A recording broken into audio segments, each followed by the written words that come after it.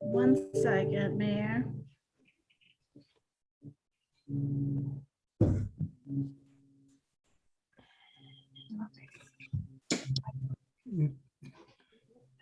I'm still waiting for you, right? Yeah. All right, we are all set. Okay, good evening and welcome everybody. We'll call the meeting to order. This is our study session for the presentation on project labor agreements. And with that, I will pass it on to our Assistant City Attorney, Mr. Scott Spansel. Thank you, Mr. Mayor. Let me get the PowerPoint presentation up. Is everyone able to see the PowerPoint? Yep. Great. All right, good afternoon, Mr. Mayor, council members. Staff is here tonight to provide a very high-level overview of project labor agreements. Not quite wireless like you might have been expecting the last time you saw me. And we're going to hopefully receive the City Council's direction on whether you would like us to provide additional information and analysis at a later date. The presentation today is only going to focus on a potential government mandated PLA for city projects, which means that any such agreement would only apply to work advertised by the city itself. Really, all I'm saying is that the presentation will not go into any detail about private development agreements within the city. Staff's portion of the presentation will be relatively short, at least by City Attorney Office standards, and is meant to set the stage for public comment and the council's discussion. If possible, I'll ask that you please hold all your questions until the end, because a lot of the later slides may answer some of those questions. And with that, I'll get started. So first, we want to answer the most basic of all questions, and that's what is a PLA? Project labor agreement, also referred to as a community workforce agreement, is a pre-hire collective bargaining agreement between a developer, the local labor unions and trade councils, and contractors. But again, simply stating a definition isn't really going to help us better understand these agreements. So I think a better way to do it would be to talk about the 5 W's of PLAs. So who is a party to the PLA? What does the PLA control? Where are PLAs often used? When is a PLA entered into? And why are PLAs used? Or in other instances, why are they not used for public projects? Answering these questions will hopefully allow us to better understand PLAs in general, and whether there is any interest by the City Council in pursuing one in the future within city limits. So the first W is who? This may be the simplest question we have today. Who are the parties to a project labor agreement? In our situation, the city and the local Building and Trades Council, along with their affiliated labor unions, would be the negotiating parties. Once they're negotiated, any contractor who's bidding on a city project would also agree to be bound by the terms of the agreement throughout the duration of that project or projects. So essentially the who is the city, us, the local Building and Trades Council and affiliated unions, and the bidding contractor, again, after the fact. Each of these entities would then become a party to the PLA, sign it, and be bound by all its terms and conditions. So that brings us back to what? What does a PLA control? Well, that can vary greatly because it's a negotiated contract. All parties must agree to the terms. So essentially no 2 PLAs will ever be the same because they have to be agreed to by all the parties. However, that being said, nearly every PLA will include terms which cover uniform wages, hiring procedures, worker benefits, including fringe benefits like health insurance, hours and overtime pay, dispute resolution, working conditions, which include safety conditions on the site, and PLA administration, because these do require a lot of staff and other entity work throughout the process, not just at the beginning. And perhaps the most well-known benefit is that a PLA is going to include language prohibiting work stoppages for strikes. So essentially a PLA will guarantee that strikes do not happen. These are certainly not the only terms that can be included in a PLA. Many will often determine percentages of project workers that could be local. A lot will also promote apprenticeship programs to build new skills for local employees. And some even provide jobs to veterans and other underserved communities for veterans through the Helmets to Hard Hats program. So that brings us to where are PLAs used? And that is a tougher question to answer because throughout the state and throughout the country, You can see them used in certain instances and not in others. But the answer is they can be used everywhere. But most often you find them in larger jurisdictions or on very high dollar value projects. To understand a little more about why certain PLAs are used in specific jurisdictions, it's important to look at the types of projects where PLAs are used.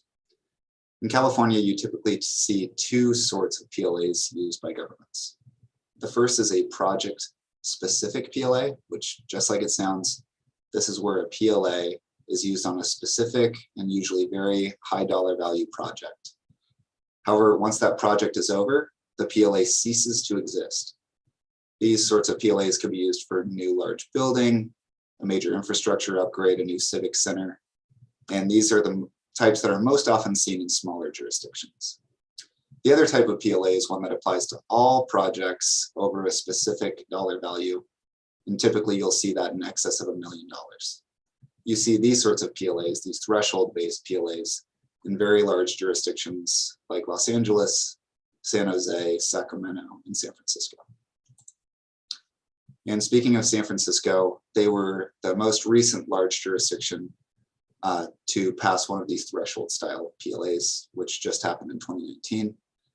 This PLA that they passed in San Francisco requires that all contractors who win covered projects to use trade appropriate union hiring halls to hire workers and apprentices, and to pay fringe benefits on behalf of workers directly to the appropriate union trust fund programs. But what is a covered project that must require the PLA? Well, in San Francisco's ordinance, that would apply to all San Francisco public works or parks and recreation projects that have an estimated project value exceeding $1 million. However, San Francisco, importantly, does allow an exemption for certified local business enterprises to bid on projects up to $5 million. So between $1 million and $5 million, certified local business enterprises can bid on those projects, which means they are local to the city. And generally those are smaller contractors. And this is meant to encourage those smaller contractors to bid on projects up to that value without needing to become a party to the PLA. And back to smaller jurisdictions like Burlingame. As mentioned earlier, smaller jurisdictions who choose to use a PLA, which not all do, of course, most don't, they tend to do so on a single high value project. However, there are a few smaller jurisdictions, primarily in the East Bay, that do use threshold-based PLAs as well.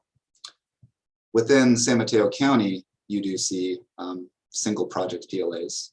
For example, Caltrain's Peninsula Corridor Electrification Project in 2015, Half Moon Bay's City Library Project in 2016, South City's Civic Center Plaza Project in 2019, and our neighbor San Mateo's Wastewater Treatment Plant Upgrade and Expansion Project in 2019.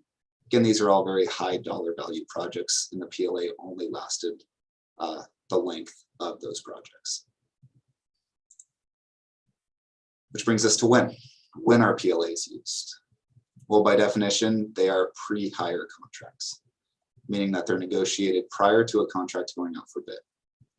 When a contractor decides to bid on a project with PLA, they also agree that they will be bound by the terms and conditions of the PLA through submission of their bid. Typically, there's an addendum, a letter of assent where they will sign and say, I agree now as I submit my bid that I'm going to be bound by all these terms and conditions within the PLA. Then all parties will continue to administer the PLA throughout the length of the project, or if it's threshold based, throughout the projects. And finally, why? And this is the question where we're looking to get some direction, because this is one that can't be answered by staff. Why are PLAs used in some instances and not others? Well, because they're highly individualized, the reasons for and against their use really depend on the project.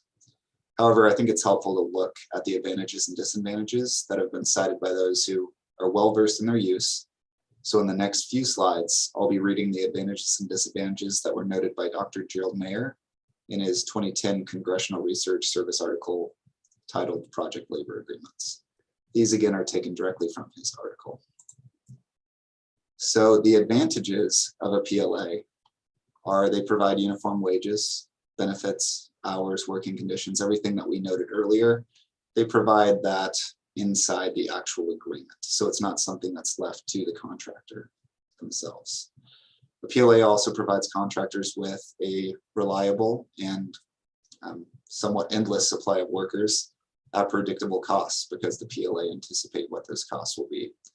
They also prohibit strikes and lockouts, and a large project is oftentimes easier to manage if there is a PLA.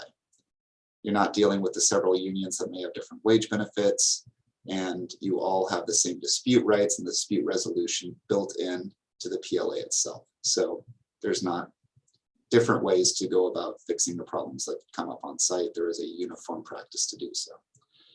Because the labor costs are predictable and because a PLA makes it easier to manage large projects, a PLA helps ensure that a project will be completed on time and generally on budget. Although the disadvantages will note that sometimes that budget is higher than when a project is done without a PLA. The PLA may help train workers by requiring contractors to participate in apprenticeship and training programs. And you can, like we mentioned earlier, put a local workforce requirement on there. And it can improve worker safety by requiring contractors and workers to comply with project safety rules. Apologize, these are all here. But the disadvantages of PLAs. The biggest disadvantage that's often cited is that they can increase costs. Because a PLA sets labor costs and work rules, non-union contractors sometimes won't bid on a project based on these costs because they might not make as much of a margin. Non-union, as I mentioned, non-union contractors may not choose to bid. The results might be fewer bids and or higher costs. If a PLA requires contractors to hire workers through a union hiring hall, which they often do, contractors may also not be, they might not be able to use their own workers as often, although that can be negotiated partially through the PLA. If a contractor is able to use his own workers, those workers will likely have to join or at least be a party to the union that negotiated the PLA and pay union dues for at least the course of the project. If a contractor has to pay into a union pension plan, depending on that pension plan and its own terms and conditions, the employees may not be on the project long enough to vest in that plan. So that money might be lost to those employees. Non-union contractors may operate more efficient worker training programs. Non-union contractors can train workers for specific tasks when they're on their own. And some studies indicate that non-union construction projects are doesn't indicate that they're less safe than union projects. So depending on the research, it's arguable that union projects are safer. Which brings us to the end of the presentation. As I mentioned earlier, we are looking for council direction and we're happy to answer any questions that you might have. Specifically, we'd like to know if the council would like to come back and have additional presentation provided. And if so, what sort of analysis and what sort of information would you be interested in hearing from staff? So with that, I will stop sharing and thank you very much. Thank you, Mr. Spencel, and I will open it up for colleagues for questions. And I don't see any raised hands, colleagues. Maybe, okay, let me ask a question. I do have one question. When they do these single project PLAs, I'm just kind of curious how the process is of how they decide to do it for the single project versus every other project. Do you know how that works? So typically it's driven by the city. You usually only see these on the very, very high dollar value projects, especially in smaller jurisdictions. We're talking the $20, $30 million projects that are kind of once in a decade or more in those cities where those are used. The threshold-based projects you usually will see in the larger jurisdictions. And again, I am hypothesizing a bit, but I think it's likely because there's a large staff at those places who can handle the administration and the negotiation of those PLAs and manage the oversight of it as well. Whereas it may be cost prohibitive for a small jurisdiction to go out and administer the PLA for every project that's between $1 and $5 million. Got it. Thank you. Council Member O'Brien. So my question is for either Director Glomstad or Director Matuza. So we don't do too many large projects. So when it came to the community center, can you explain why a PLA wasn't utilized? And since it wasn't utilized, my understanding is that the project is still kind of on budget and will be finishing on time. It will be finishing on time and it is on budget. One of the things we had started down the road to do the community center, and when the PLA came up, it was a little late in the game and it would have pushed back our project because we do not have a large city attorney's office, more than we had then. And it would have pushed it back probably good 6 months to a year was one of the bigger things.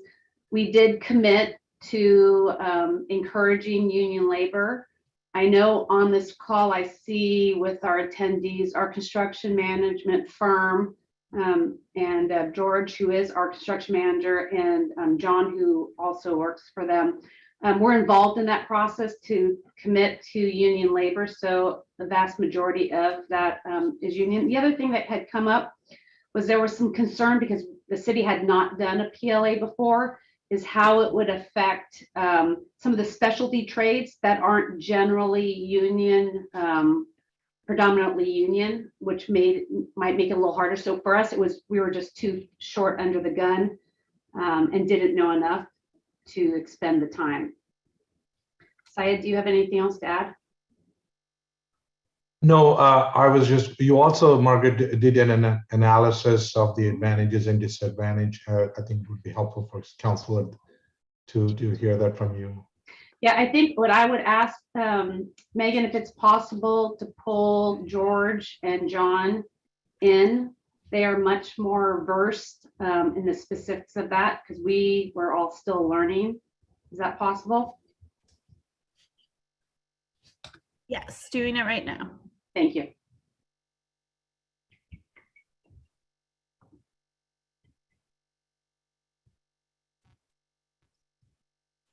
Hi, John. Hi. And I know George is there. So there's George. So did you hear the question that Yes. council member? Oh, can you answer that, please? Yes, we did. I can speak to that because I know, Margaret, you and I were kind of working together on that process when it was first propositioned. And yeah, so the main logic behind the timing of when a PLA was first introduced on this project was very late in the game, and it definitely you were right in saying that it would have pushed the project back at least 6 months, maybe a year. But in the process of pre-qualifying the contractors who were allowed to bid on the project, we inserted language into the qualifications questionnaire where we added additional points to their score if they could demonstrate that they were signatory to a union. So essentially we incentivized union membership, but we didn't preclude non-union membership. Now, I think it's important to note, as was mentioned in the presentation, that without a PLA, the city is already required to pay prevailing wages for all the work that is done on a project, and prevailing wages mirror the wages that are established in a PLA almost identically. There are some nuances, but for the most part, the wages that are established in the prevailing wage documentation are equal to and sometimes greater than what's in a labor agreement. And so, you know, the timing, the fact that you were going to be paying the wages that a PLA would establish anyway, they're already mandated by law. It was determined that it was in the best interest of the city to move forward just with, you know, paying prevailing wage and enforcing those requirements. I appreciate that explanation. Thank you. Yeah. I do have one other question for Director Matuza. Do you think if you go forward with PLA, that limits the amount of businesses that may apply, or should limit the amount of businesses, number of businesses that will bid on the project?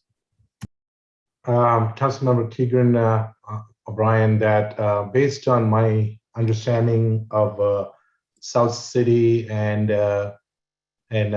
also San Mateo, they have done the project. They provide some feedback. They had some major issues dealing with the PLA. And looking at our own workload and type of projects and the dollar amounts, I think this type of projects we do don't really warrant the PLA, because as already said that the prevailing wages do cover the wage requirements, and but in terms of the what we see is that we given the bidding condition, the market conditions, we need a lot of contractors to bid on projects, and when you have more requirements on contractors for PLA and other issues, what will happen is that discourages contractors.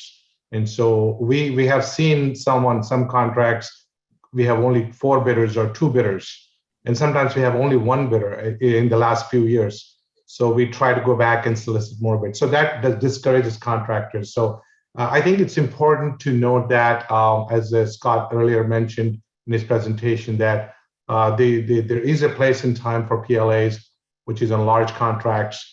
And but for agency like Burlingame, small projects that we have, which is basically infrastructure, bread and butter projects, and mostly maintenance projects. These are deferred infrastructure. It's not like a massive civic center, those kind of things. So that's where the PLAs would most likely apply. Great. Thank you very much, Director Matuza.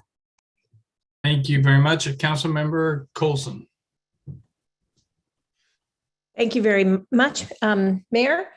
So 2 questions. One is to City Manager Goldman. When would you anticipate, or do we anticipate any, I mean, I know we have grade separation, we have El Camino Real, those are not our jurisdictional projects necessarily. So what and when would you anticipate our next, say, $50 million plus sort of project might be? I don't know if we'll have a $50 million plus project that belongs to us. I hope if we ever can do a city hall, it's not that expensive, but maybe it is, and that would be it. When this came up last year as a future agenda item, it was in the context of the town square, which is a much smaller project, probably, I don't know. I don't know what the latest number is, but sub 5 million, I hope, or maybe 5 to 7 million. Yeah, we just don't have these big giant projects like some other jurisdictions do. So my next question, and maybe this is something we'll have to bring up or we can ask at the next school committee meeting, but Burlingame School District has issued hundreds of millions of dollars of bonds, and they're building all over the city. Are they using project labor agreements? I don't have the answer to that. Okay. I'll be interested to know. I'm guessing they're not, only because I asked someone on the labor side and they didn't think they were, but I think it's just a curiosity. I'd really like to understand that, because in a funny way, they seem to be on a cycle of every few years, 50 million, 60 million in bonds. It's sort of strange. If there's a lot of focus on our city, and I think that's great, but if I were in the trades, I'd be focusing on, where a lot of big construction's getting built, and it seems to be on the school side. I believe San Mateo Union High School District does have a project labor agreement.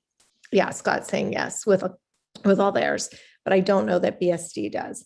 But I'm just kind of curious, when we studied these, we were talking just about municipalities, not the school districts, correct? That is correct. Yes, mostly looking at municipalities.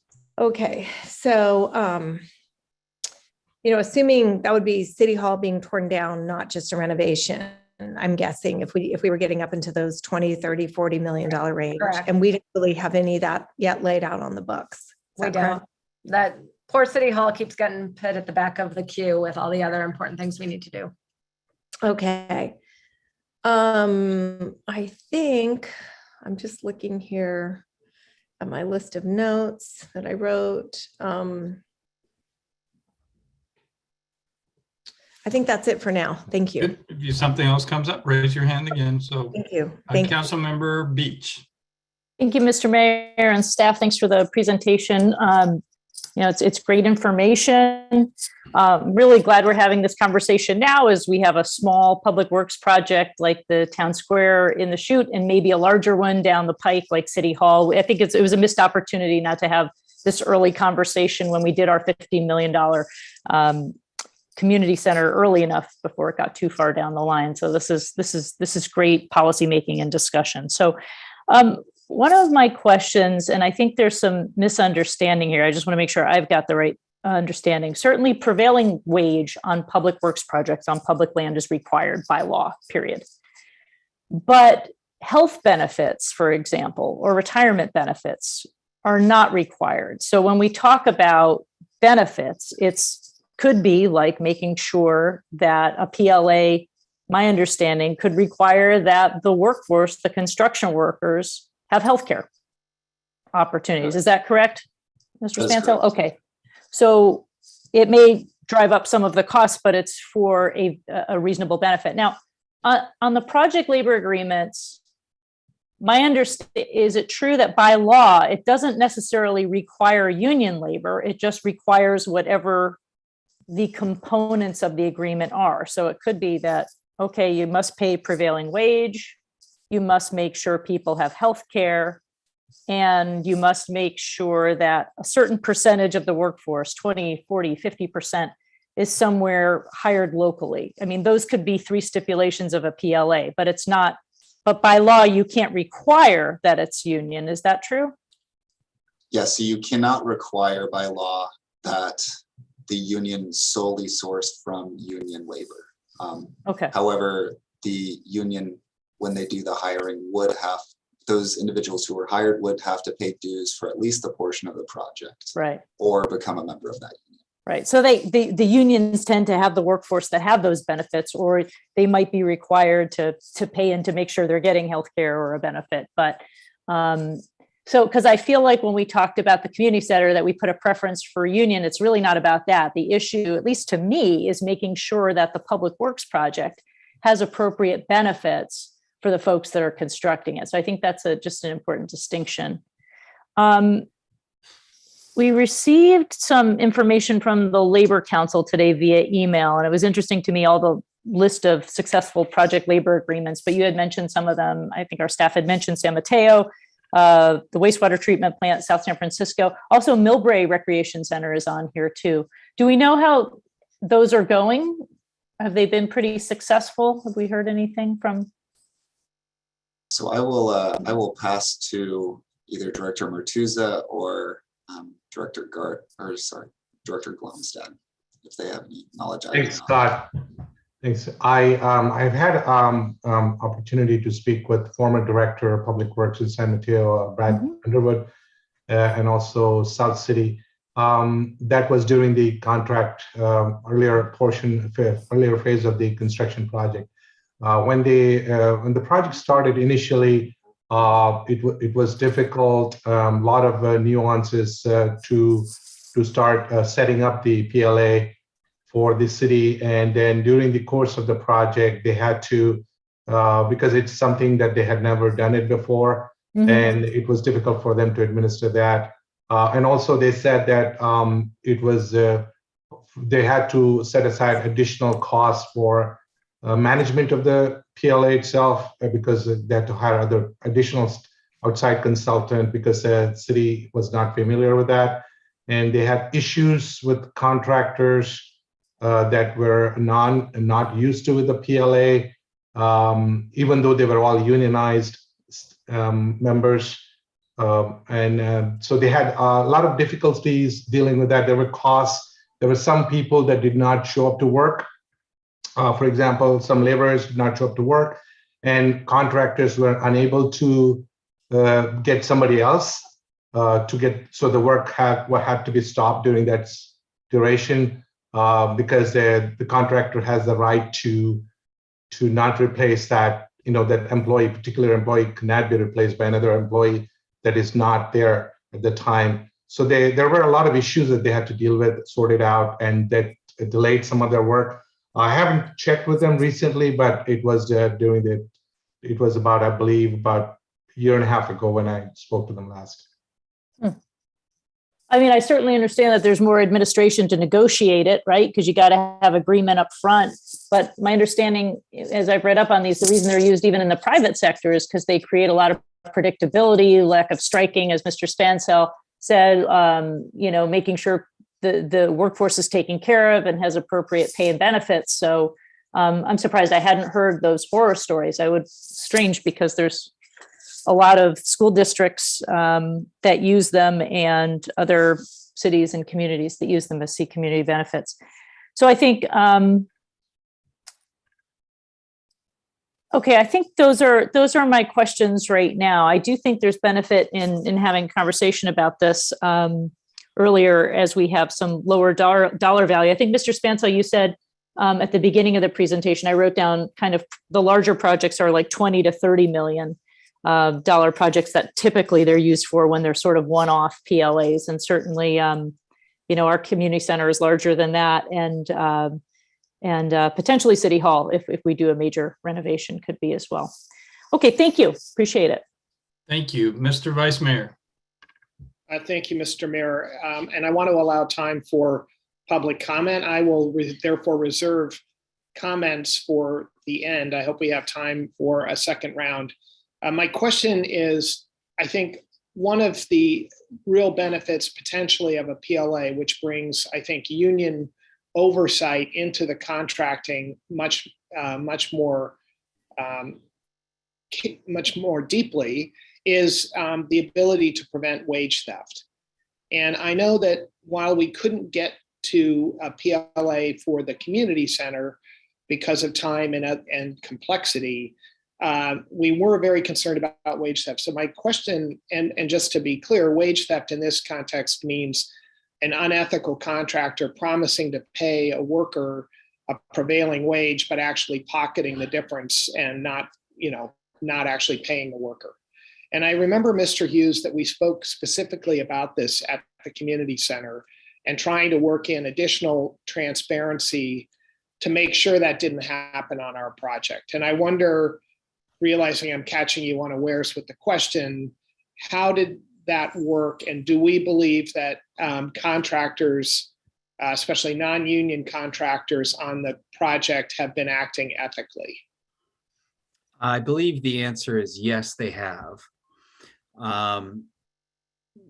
What's interesting about your project at the Burlingame Community Center is that in spite of the fact that you don't have a PLA, the contractor that you are working with is themselves signatory to the union. And so because of that, they're effectively bound by the union requirements that would normally be established as part of a PLA. So that's a benefit to the city. Secondarily, we did an analysis of their standard subcontractor base. It was actually in the interest of your neighboring city, San Bruno, but they were a bidder on another project. And we found that 98% of their subcontractor base is also union. So you have a union signatory prime and a majority union signatory subcontractor base. In addition to that, the state of California requires that every contractor submits certified payroll records every month that justifies that proves that they are paying the wages and the fringe benefits. I think it's important to note that prevailing wage does not just establish wages, but it actually establishes the equivalent of health insurance premiums, fringe benefits, training, etc. Now, if a contractor doesn't have all that infrastructure in place, they're still paid accordingly, right? So it's built into their wage. So there is that. But in the certified payroll process, the state of California receives these documents, and they will then flag a scenario where if in their regular auditing process, if they see that someone has been underpaid or not, or that their wage rate doesn't match their pay stub, they'll notify the city and they will say there is a problem here, and then we will go and enforce that, rectify the situation. They correct whatever wages needed to be adjusted and then move forward. And we have tools in place to be able to do that. One of those being we will just withhold payment. So whenever a contractor fails to meet certified payroll requirements, the city has the power to just refuse payment on their next invoice until that is corrected. To date, and I don't believe we've had any issues where we've been notified of any discrepancies in terms of certified payroll whatsoever. Another layer of available oversight is to add an additional level of certified payroll auditing, where you essentially hire an outside firm to do the exact same work that the state is doing, but because the state is a large institution and it may not catch everything, you can implement that also and utilize kind of a second boots and suspenders approach as well. I don't believe that we implemented that on this project, but because of the nature of the contractor already being union signatory, the subcontractor base being union signatory, and the efforts of the state, I think that the city of Burlingame is in good standing to be able to say that wage theft has not occurred on this job. I can't say categorically. There's always something that we may not know, but I think that as of today, you're in good standing. I appreciate that thorough answer, Mr. Hughes. And I'm going to hand back time. I will say I do appreciate having this conversation. I think it's important to have policy-making conversations before you are forced to make a decision. So I think this is the right timing for this, and I appreciate it. Thank you. Thank you, Mr. Vice Mayor. I'm going to ask a couple of questions. Mr. Mertuz, I thought if you wanted to say something else about what Vice Mayor Brownrigg was asking. Yeah, I just wanted to add a couple of things to John's points. In addition to what John said, there are certain federally funded projects. There are requirements for the city to interview laborers. So we do ask them questions. There are very specific questions about their wages, about their fringe benefits. We do ask them, and we submit that information to all authorities, state and federal authorities. They do also auditing on in addition to the Department of Labor. And if there are any issues, those get flagged and they come back to the city. In my experience in Burlingame, there have been instances where subcontractors and some employees have not been paid, and they submit claims to the city, and the city has withheld funds from the contractor until those issues were resolved. So I just wanted to point that out. Great, thank you. And I have just a question. So when we negotiate a PLA, the people on the other side of that negotiation are always the labor unions. Is that correct? Correct. Yes. So the when trades we're talking council about, and the unions. okay, so when we're talking about non-union trades and including that into the negotiation, it's probably unlikely that that would be that they would give on that point, is my guess. Well, the city would be the other negotiating party. So we would be pushing hard to get benefits that the city and the city council felt were important.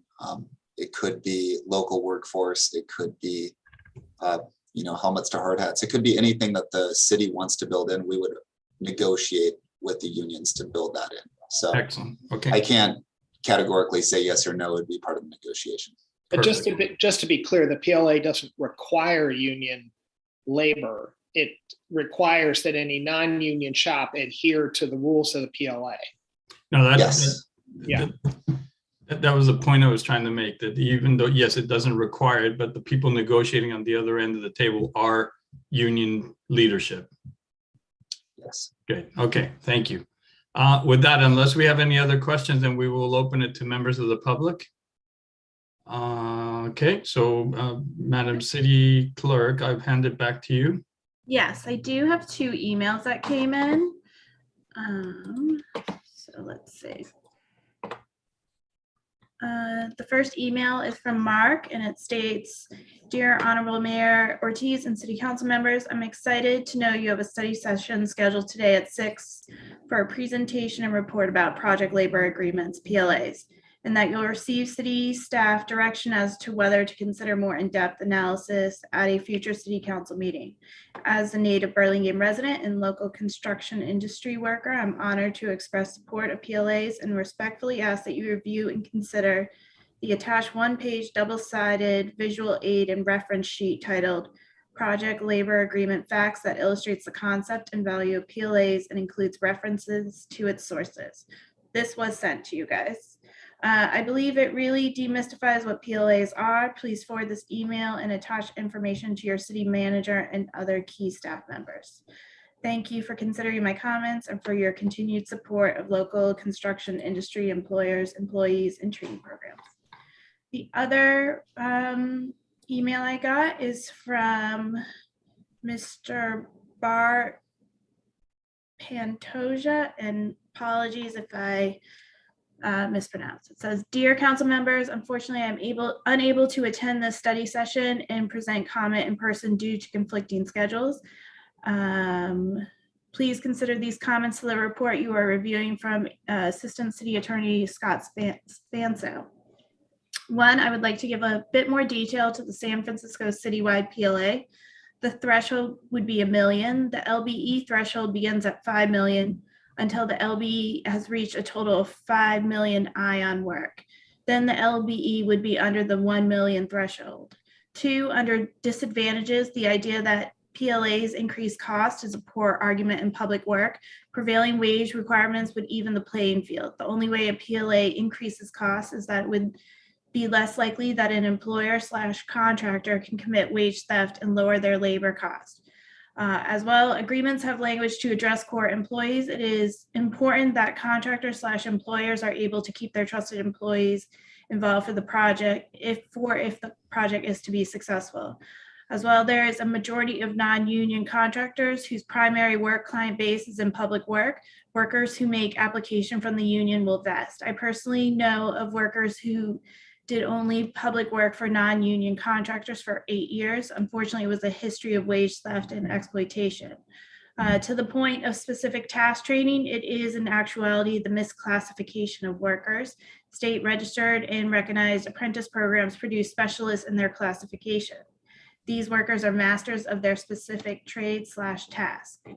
The fiscal impact can be the best money spent for the community. It is the opinion of the building trades that a simple and clear agreement will promote project efficiency, workplace harmony, and community benefits for all.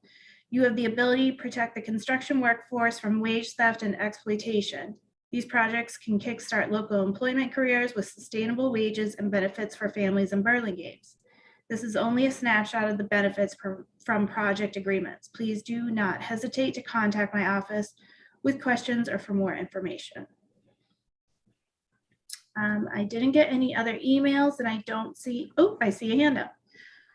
Great. So it's Dave. David, you can now speak.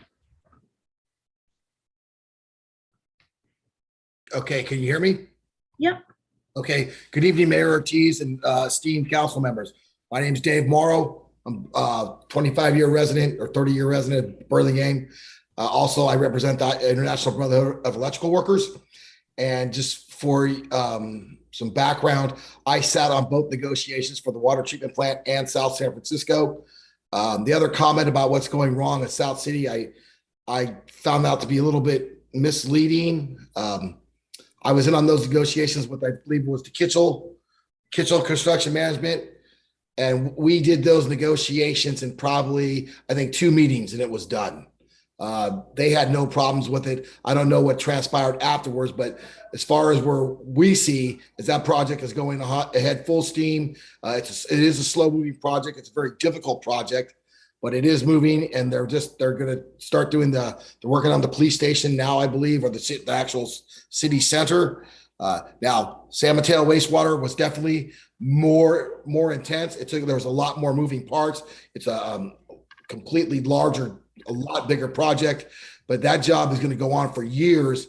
And that is a really slow moving project. And it's really, it's big money, but not a lot of man hours. That water plant is a lot of equipment and expensive technology. But I've been involved in like those two and they are not that hard to negotiate. I said, we did one in 2 days and the other one, the San Mateo water plant, I want to say maybe took 6 or 7 days. And that's it. There's really not that much. As far as the core workforce, I believe both those PLAs have a core workforce. So if a person does not have a core workforce they can always hire, but mostly every PLA I'm aware of always has core workforce, because I believe it's really not fair for a contractor not to be, if they're putting their money on the line, they need their top workers there at all times. So worrying about other people bringing their manpower in is really not an issue with PLAs. Everyone that I've been involved with has core workforce language in it for them. PLAs do work good on larger projects. They work good on all projects. I really wish we could have got one on the city center. I mean, the community center, but that was, like you said, it was a little bit late in the game, but that's okay. I really wanted to get one for the Park Plaza, the post office. That was the one you really needed one on, was that one there. But anyway, if you guys have any questions about project labor agreements, feel free to call me in my office at any time, or hit me up on the streets when you see me out and about. I'll be more than happy to talk to everybody individually to let you know how they actually do work. And San Francisco Airport has them. That was a couple billion. That's actually time. Okay. Okay, Mr. Morrow, would you mind hanging out for just a few minutes in case one of my colleagues has questions for you? And, absolutely. Thank you. Colleagues, anything for Mr. Morrow while we still have him on the line? Okay, Mr. Morrow, thank you for your comments. Appreciate you being here tonight. And with that, Megan, are we done with public comment? We have another hand up. Okay. Well, and taken down. Rich, would you like to talk? Yes, please. Yep, go ahead. Okay, good evening, council members and mayor. My name is Richard Koenig. I'm the union representative for the Sheet Metal Workers Union, Local 104. I appreciate this study session and the opportunity to speak. I've been a union member for 35 years. I joined when I was 20. Yeah, I'm 55. I went to Cappuccino High School. I just want to say, and emphasize that the unions, we represent the workers so that the workers don't have to fend for themselves. And our contract and our wages and all the benefits and the prevailing wages, those are all collectively bargained with labor and management. So it's not just union wages, it's a collectively bargained package. And I just want to say, as far as prevailing wage, yeah, the non-union workers might get prevailing wage when they're working at the community center, the non-union ones. But guess what? When this job's over and they're working at some Safeway in Modesto, they might get $20 an hour. So our members get prevailing wage all the time on public works, on private work, all the projects, because we make sure that they're always paid prevailing wage, not just temporarily when you're coming in town and working in your city and then leaving. So keep that in mind. That's wage theft when they're not getting prevailing wage on the next project.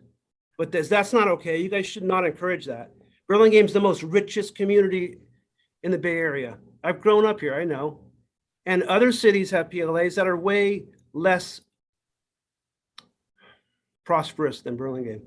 So I just want to say a couple points here on this, on the handout that was sent out on the agenda, or the study sheet rather.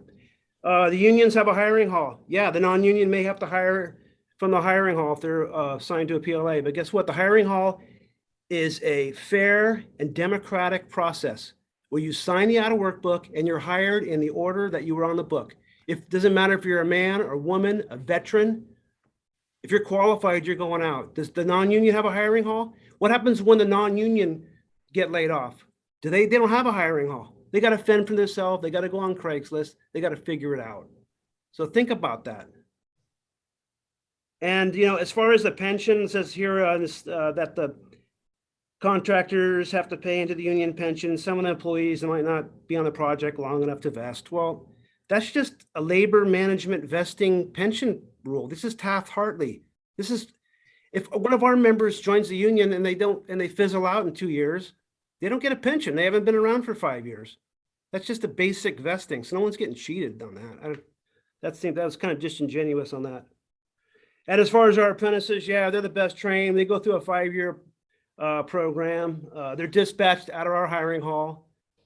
Our hiring hall's in South City, and a lot of them went to the local high schools, and they give back, and they're down there in Burlingame, and they're giving out 3 minutes. That's your time. I'm gonna finish up. I got a couple more points that I've done, and I really appreciate your time. Mr. Koenig, we are running out of time, so. Okay, so what I want to mention, that our apprentices give back. They give out food to the people that are unemployed in Burlingame. I've seen some of you guys down there. And we have PLAs with SFO to great success. San Mateo Union High School District, which Burlingame High School is part of, to great success. We have great successful PLA at Millbrae Rec Center, San Bruno School District. Okay, Mr. Koenig, I'm so sorry. I'm going to have to cut you off. Okay. So guys, we have 8 minutes left before we have to start a regular meeting. So comments. Councilmember Beach.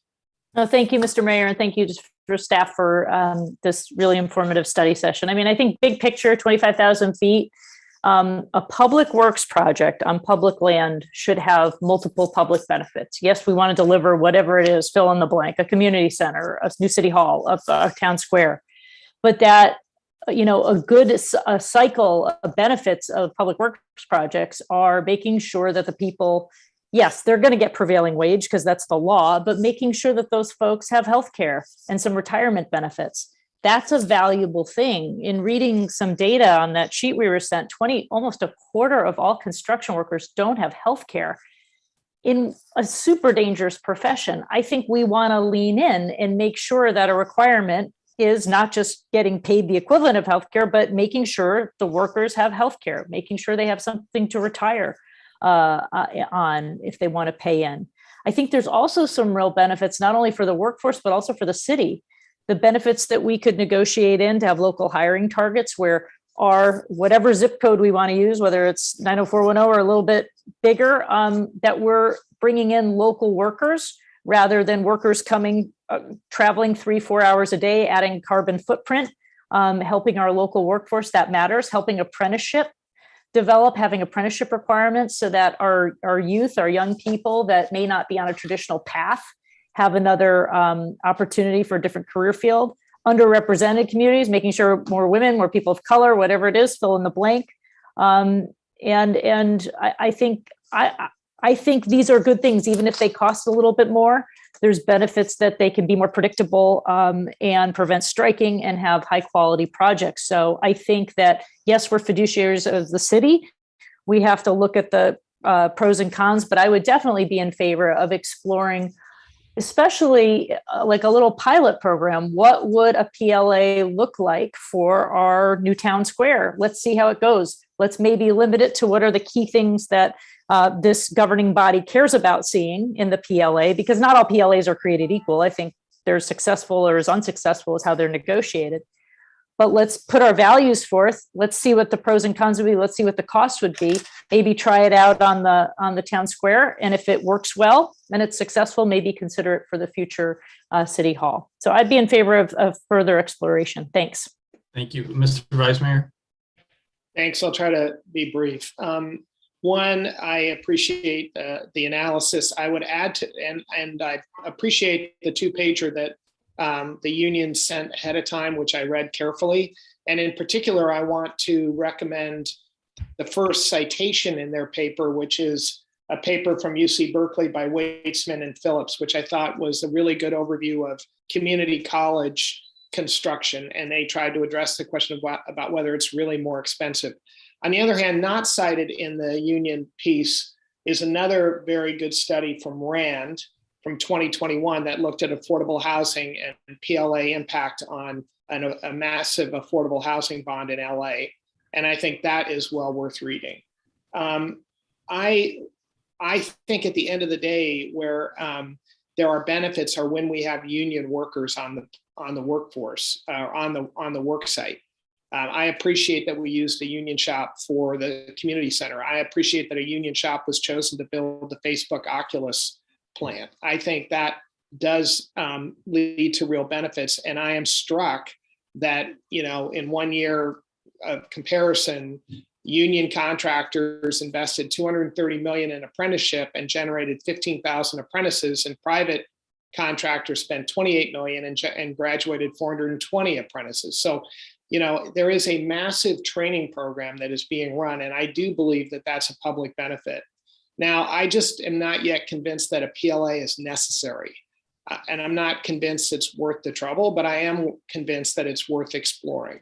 And I think we all need to get a bit smarter about what the additional costs are and what we can get out of a PLA that we wouldn't get out of just putting our fingers on the scale of choosing union contractors as we did with the community center. So thank you. Great. Councilmember O'Brien, Councilmember Colson. Any comments? Councilmember Colson. Thank you. So I know most of you know that labor's been a part of my family for over 100 years. And my great-grandfather ran the AFL-CIO up in Sacramento. I've always benefited from having union labor in my family. And I'm delighted and super happy to have been one of the council members who actually supported the community center project big time from the beginning. And I'm very happy to see and hear from John Hughes about the union labor that's been used on that. And I've been over there 3 or 4 times to see that project, and the quality of construction is excellent. The workers are phenomenal, and I'm just very, very proud to support all of that. But you know, when I look at when another big project's coming down the road for Burlingame, and I know our community square might be 2 or 3 million, it's integrated in with another project, I think it makes it very hard. I just don't know if, I think it might actually be appropriate, you know, we're hearing you can negotiate one of these, you know, I think it was David Morrow who said, you know, 2 days, 67 days, these were pretty quick negotiations. So, you know, the issue here for me is, you know, am I usurping a future council's potential interest in something like this and may want to have a conversation? I don't even know that we have. I would not be interested in putting a PLA on every single project we do, because I think we've heard from our staff that that probably wouldn't work for them. And by the way, staff, I'd love to hear along the way your opinions if we go further on this.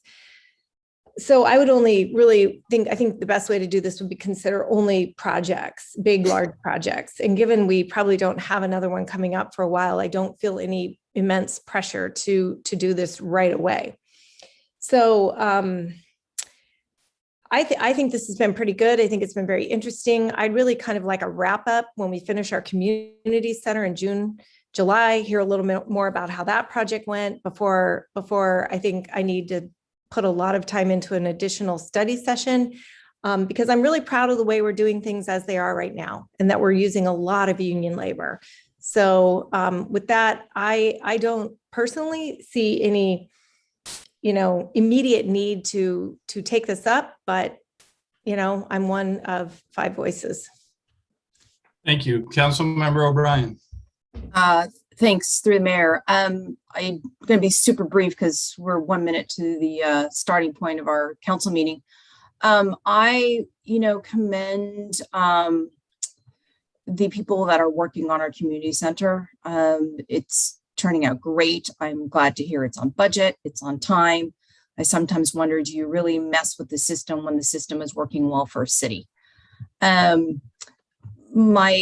found the information presented to us quite interesting, and I do hear our staff kind of repeatedly saying, you know, this is more for big projects, and you see most of these done in much bigger cities. There's not too many cities in San Mateo County that utilize PLAs. The only time I would really see this possibly right now, futuristically, is when our city manager mentioned, of course, our city hall. And that's been, you know, it's going to be delayed. It's going to be delayed probably a while, especially knowing now that we've lost a ton of TOT revenue. So I think our priorities may change a bit. And maybe it's something it's worth discussing when we get closer to that time of making a decision of when we will do that city hall. And that could be 5, 10, 15 years from now. I don't think it's something we need to further research right now. I would be interested, though, you know, over the course of the next, you know, few years, is that our staff kind of checks in with the cities that are utilizing PLAs to see what is working well and what isn't working. So that if it comes to a time a council is studying PLAs for, let's say, City Hall, then they kind of know, what those possible roadblocks may be. And they also know what has worked really well. So that's kind of where I stand right now. I don't think there's any need to go further with this. I don't see it for our town square at all, but would be willing to discuss it when it comes to a big project. Thank you, Councilmember O'Brien. And I'm going to have to agree with parts of what everybody said. So here goes. I do believe that for large projects, there is some merit to looking into this. I do understand that it adds a lot of complexity to smaller projects that I think that is not warranted. But I do believe we should continue to investigate this and bring, you guys all raised great questions. And I think that we need some more answers. So I would say we need to continue looking into this. I think the consensus is, or the majority believes that this would be warranted for large projects and not for the small, like public works maintenance projects. But it is worth continuing to investigate it. So is that sufficient direction for staff? If I could just get a little more elaboration, looks like we have a bit of a split there, but for Mayor Ortiz, Vice Mayor Brownrigg, and Councilmember Beach, I think the question would be, do you want an immediate follow-up by staff, or did you want to wait until a project of a certain magnitude, a dollar amount, say $20 million, comes before you? Or would you like to get certain answers, including costing and things like that, presented to you at a meeting before that comes? My thought is we'd like to see that before it comes, but I'll let you thumbs. Councilmember Beach, I see your hand raised. No, I would agree with you, Mr. Mayor. And I just think I would like to explore some of that for the town square, because it could be a $2 to $5 million project, and maybe that lower target might be worth learning. So maybe just seeing the cost benefit analysis on that. That would be my preference. Right, but I'm curious. I would disagree with that. I think that is too small a project for the PLA. My thought is for larger projects, but I think Vice Mayor, what are your thoughts on the dollar amount?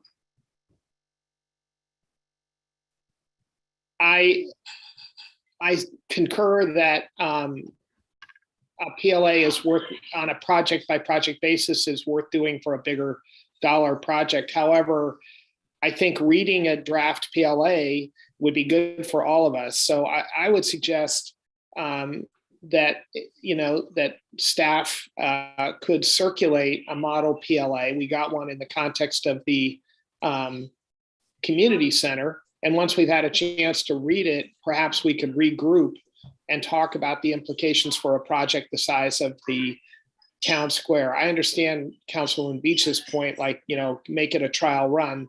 On the other hand, trial runs for the unions and for the city for a very small dollar project, it may just not be worthwhile. So to Mr. Spancil's question, you're saying, yes, let's continue to look for, in the short term, not wait for a large project to show up. In as much as we're trying to develop policy that we, yes, that's what I'm saying. Let's go ahead and keep looking at it, but I don't know that it needs to be part of the town square. So I think that we have pretty clearly 3 votes in favor of continuing to look at it. I'm sorry, Councilmember Coulson, you had a comment. Again, what I'm saying is that it's not that I'm not in favor of looking at it, but if we don't have a $25 or $30 million project that we're sitting and looking at, I'm just concerned about, utilizing a lot of staff time on something that might be 10 years in the future when laws are different and construction costs are different and things are different.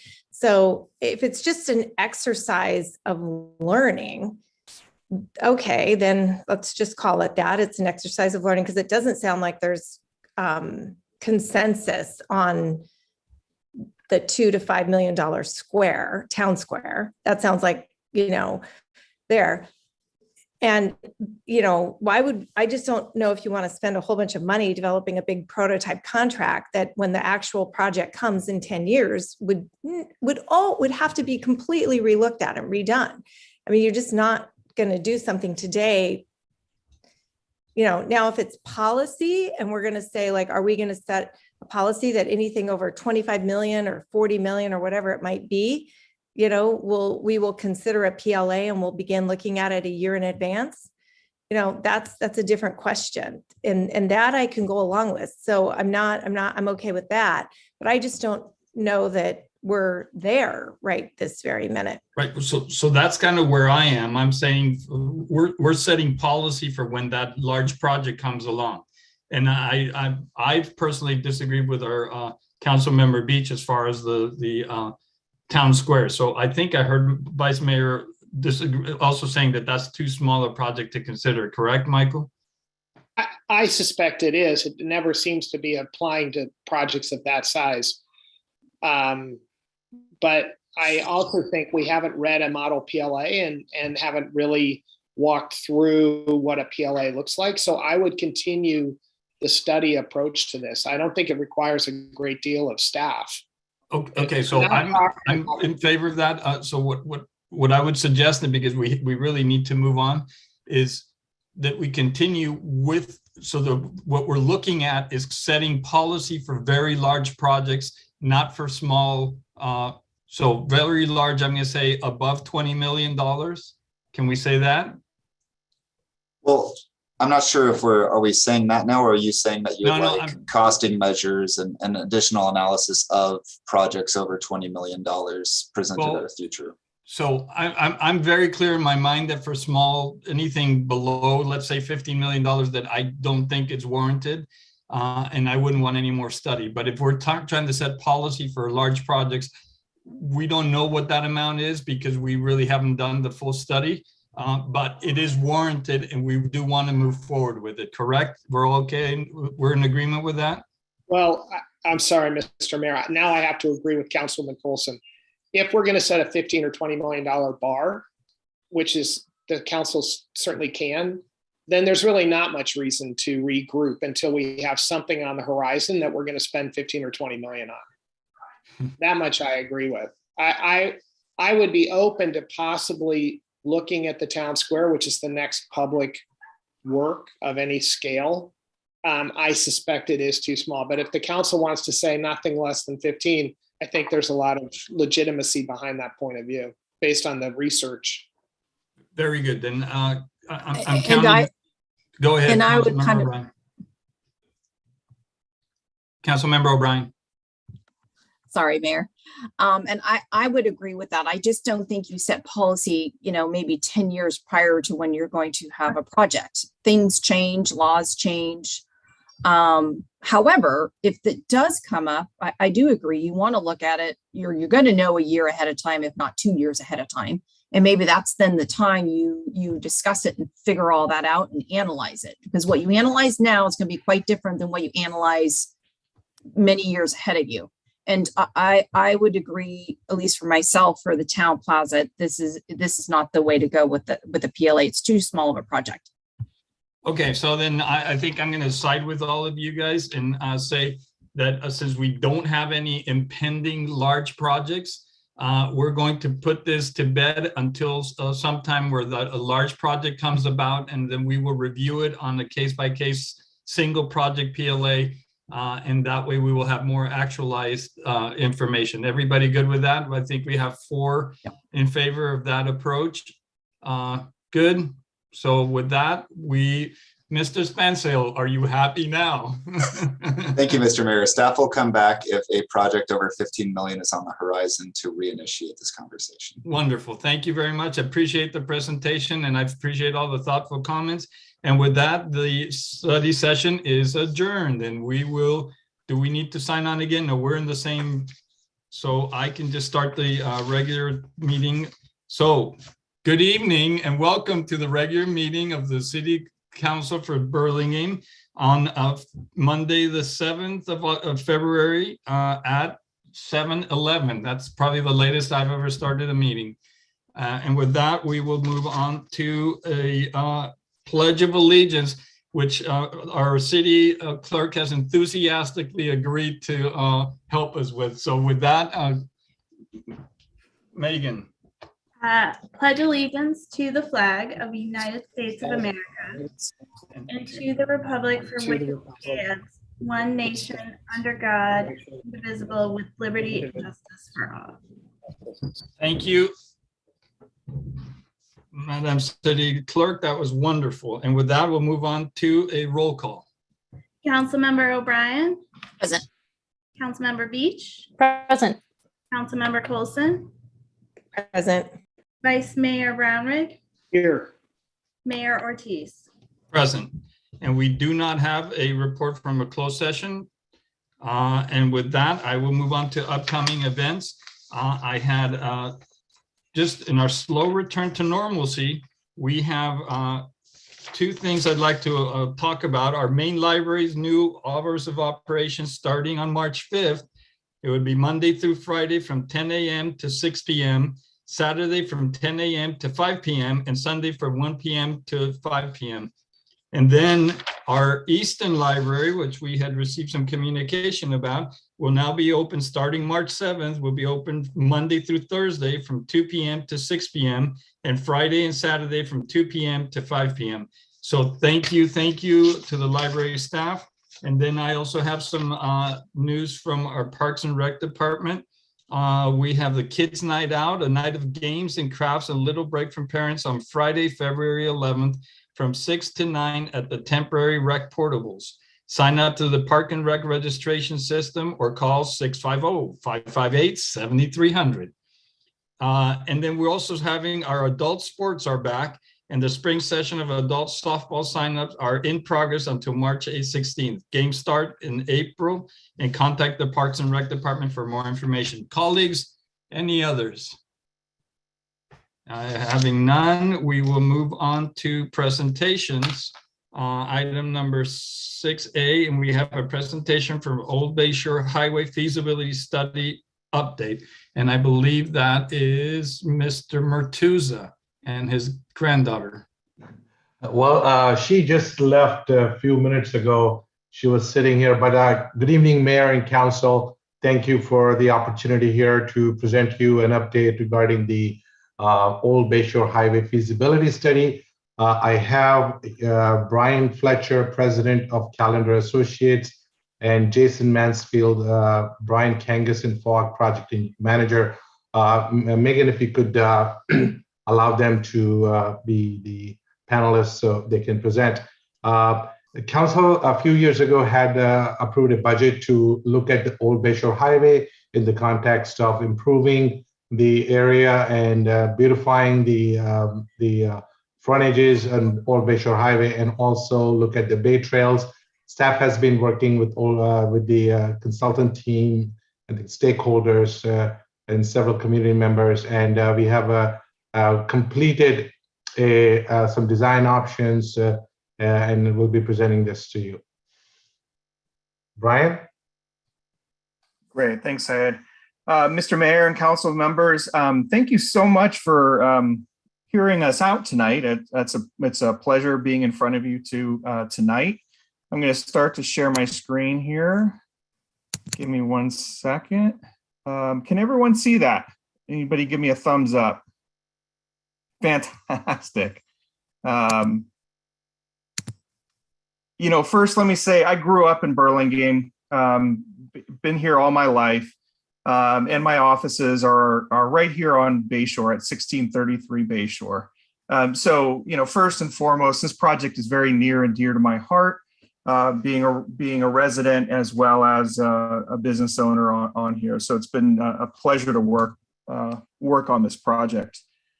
So when we started off on this, I think Syed gave a little bit of information on this. Why are we doing this project? In the general plan, Bayshore Highway was identified as one of those areas that had opportunities for redevelopment within there. And the feasibility study is really just a very first step in that process. In transitioning the roadway and making it more accessible for bicyclists, pedestrians, mass transit, and make it more enticing for new businesses to come in. Additionally, we incorporated the Bay Trail as part of this effort, recognizing that that these two corridors kind of act in tandem for pedestrians, bicyclists, and such. So that was the reason behind it. What were some of the goals? First and foremost, absolutely, with any feasibility study, we wanted to engage the community and the stakeholders, the business owners and such along the corridor. We wanted to identify improvements that would create a more convenient and comfortable environment for everyone, bikes, cars, and such. We wanted to enhance the aesthetics, recognizing that there are some improvements that could be made there. And then also look at making sure that there's a few gaps that are in the Bay Trail right now that we'd want to explore within there to make it a continuous multi-purpose trail. So with those goals and that, we started our process. Tonight, I'm going to present what's our draft corridor plan, and we're going to want and looking forward to getting feedback from all of you. We'll take that feedback and refine the plan and then issue a final report. As you can see on the right-hand side of the process, we went through a lot of different elements in here. We did a number of stakeholder surveys online. We did a number of community surveys as well. We've also presented in front of the Teaspoon Committee, the Transportation Committee. And then we're here tonight in front of you. So before I jump right into the plan itself, we did analyze a number of alternatives throughout this process. And you can see here's 3 different alternatives kind of in chart form and how they responded to the various modes of transportation. And not really to dwell on these too long, we went through and did drew these up so that not only we could study how different modes of transportation would function, but also that we could show these to stakeholders and community members to get their input. So whether it's plan view, taking a look at connections between Bayshore and the Bay Trail, what the Bay Trail would look like. And I'll get into more detail here, but these are just showing some of the preliminary drawings that we presented to the stakeholders and community. Taking a look at the gap closure down towards Airport Boulevard and Broadway. Okay, so let me just jump right into the plan itself. So these are the preferred plans that came out of that process. And what we did is we developed an overall corridor plan, as you can see here. This is a little bit more high level, and let's take a look at some of the aspects of it. I believe you can see my cursor. So we'll start at the north end as we're close to or connecting up to Millbrae. This is a great opportunity to provide a gateway to recognize for those traveling where Burlingame starts and where Millbrae ends.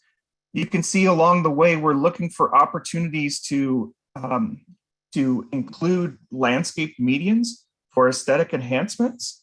And you can see the pink circles and the green circles. Those are opportunities for street trees, some being more accent variety and others being more canopy and providing that nice kind of traditional canopy along an urban corridor like this. You can see crosswalks we're trying to enhance for visibility. And then you can see with these circles in red and blue and these lines, we're trying to improve connectivity between Old Bayshore, between Bayshore Highway and the Bay Trail. These connections are out there right now, but they're really hard to see. We want to celebrate these. This is what part of what makes this corridor really special is that we are adjacent to the bay and we want to make sure that it's comfortable and identifiable to walk from Bayshore to the trail itself. So those are enhancements to that connection. So moving past, we're getting closer to Benihana, you see. Again, we're identifying opportunities for nodes along the Bay Trail where there's pause points, some seating areas, opportunities to view the plains and the wildlife in the area. We continue on Bayshore and you can see opportunities for enhanced crosswalks, medians, and landscaping alike. And then again, as we move closer to airport, we're going to get into this gap closure that I'll show you a little bit more detail in subsequent slides. So that's kind of a high level look at it. So let's take a look a little bit closer in on what the street could actually look like. So right now, as you know, Bayshore is basically 2 lanes in either direction with a center turn lane. Additionally, if you've walked along the corridor, we have generally pretty narrow sidewalks, lack of street trees, pedestrian lighting not necessarily there. So these are some of the things that we tried to change in order to make it more comfortable for everybody to be on. First, you'll see that we've changed the roadway, or proposed to change the roadway to 1 lane in either direction, but continue to have a center turn lane to allow for the same turning movements that are currently out there today.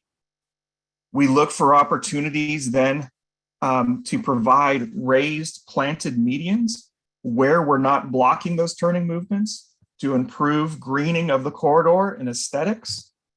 You can see that and you'll see in the section, in the cross section, we're widening the sidewalks and making it more generous for pedestrians to walk next to each other, more comfortable environment, as well as providing a landscape strip next to the travel way for additional street trees and additional buffer from the roadway itself. We've also utilized some of the roadway that we recaptured for buffered bike lanes on either in either direction that you can see there. So these are just some of the imagery that we're utilizing to explain this a little bit more. You can see we're trying to enhance the bus stops, make them more visible, allow for bus pullouts and stations as well. So what does this look like in cross section? So you can see generally we've got about a 5 or 6 foot sidewalk now, and we're going much wider there. We're generally about an 11-foot sidewalk with the additional planting strip. You can see the bus pullout on this side here, travel lane, raised median, another travel lane, buffered bike lanes on either side. And then you can see the canopy trees, the additional pedestrian high-low fixtures and lighting that we would be providing as well. This image is just showing some character images of what we could actually see out there. Definitely wanting to have a coordinated site furnishing palette that's a little bit more modern, but yet is very durable to withstand the salt air. So a combination of powder-coated aluminum benches, more kind of concrete, more durable materials in the trash receptacles and even some of the seat walls, enhanced bus shelters working with Samtrans and the local transit agencies, high-low fixtures, not only allowing for high transit or vehicular illumination, but also lower illumination for pedestrians as well.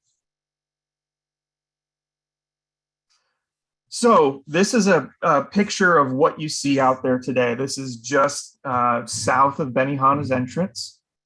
And what we're trying to do is show a before and after of what this could look like. So here's before, and here's after with all the enhancements.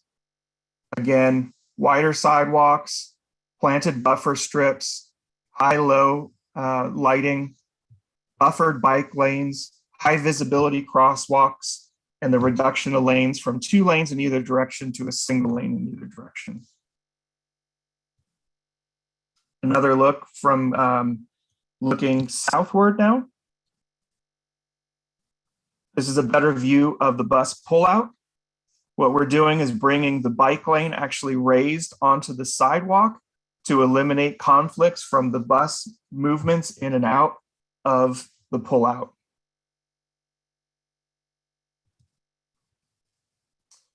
So then I mentioned the idea of these nodes, both on Bayshore and also on the Bay Trail itself. And this is a good example on the left-hand side. This is public access as it is today. And this is between the Vagabond Inn and the Elephant Bar site. There really isn't any kind of indication that this is a public space. There isn't any signage.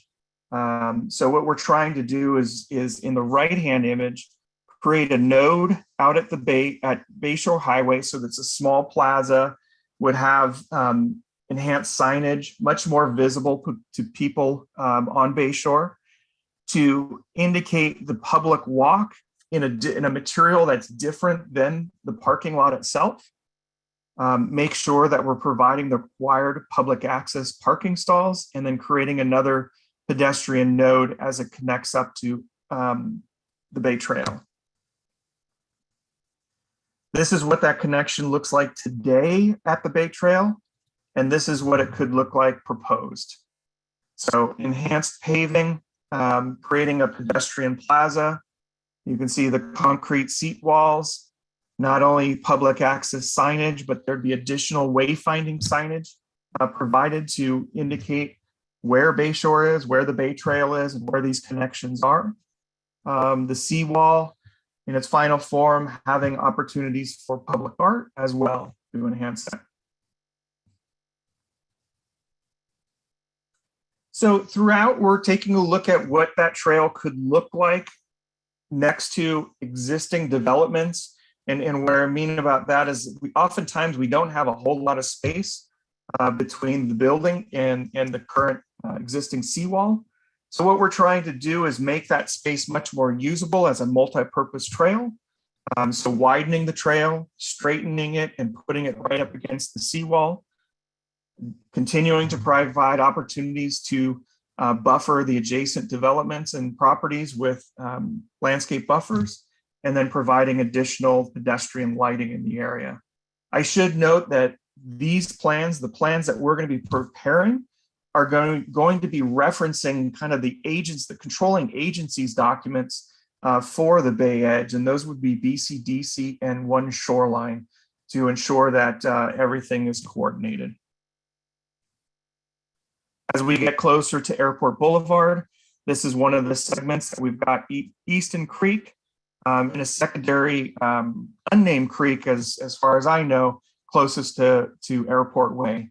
These are two locations that we'd have to provide pedestrian bridges across those creeks. This is one of those segments that even my company has kind of worked informally on over the years, and it's really going to take a developer to come in and take a look at multiple sites because of the complex kind of jurisdiction and properties in here. But what we're trying to do is provide a vision of what that could be. So as developers take a look at this plan, they can see the city's vision and incorporate that into their projects, not only kind of graphically and plan for, but also financially. We see this as a tool to direct developers to create the new frontage, to create a new Bay Trail as well. In these areas, we've got much more width. So these are opportunity sites where we don't have to do a constructed seawall potentially, where we can enlarge more of a kind of a levee and earthen levee as well.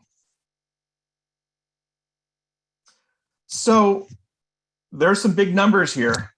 We did run the cost estimates for this corridor, ran it by individual segments, and it does come out to a large number, as well as the Bay Trail does come out to a large number.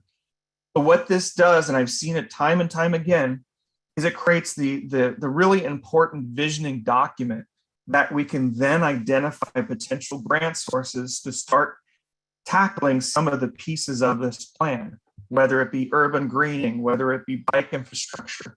And then I also mentioned, as these properties get redeveloped, you have a plan in place that can help to direct those developers on what to construct for their frontages, both on Bayshore and also along the bay itself. So with that, I'm open for questions from everyone, and thank you very much. Well, thank you for that presentation. That really, we have had our hotels asking us for these improvements for years, and this just gives us something really great to look at. So thank you very much. Colleagues, any questions or comments? Councilmember Colson. So thank you very much. Very interesting presentation, and I think the price tag is even more. We, as you know, and this is to both Director Murtuza and our staff and our consultant, I'm glad to hear that you've been considering and thinking about one shoreline, because I think we are doing sort of work that is running in alignment with this, in the sense that we are out with an RFP, getting an understanding of who the property owners are, with then understanding what the engineered solutions might be for the Bayshore, and then getting the permitting work with both the BCDC and Army Corps of Engineers and the other agencies that would be involved. So that project sounds a little similar to this project, and I'm just curious how these are going to integrate, and what do you do if there's a standoff between what they say and what we say? That's kind of one question. And two is,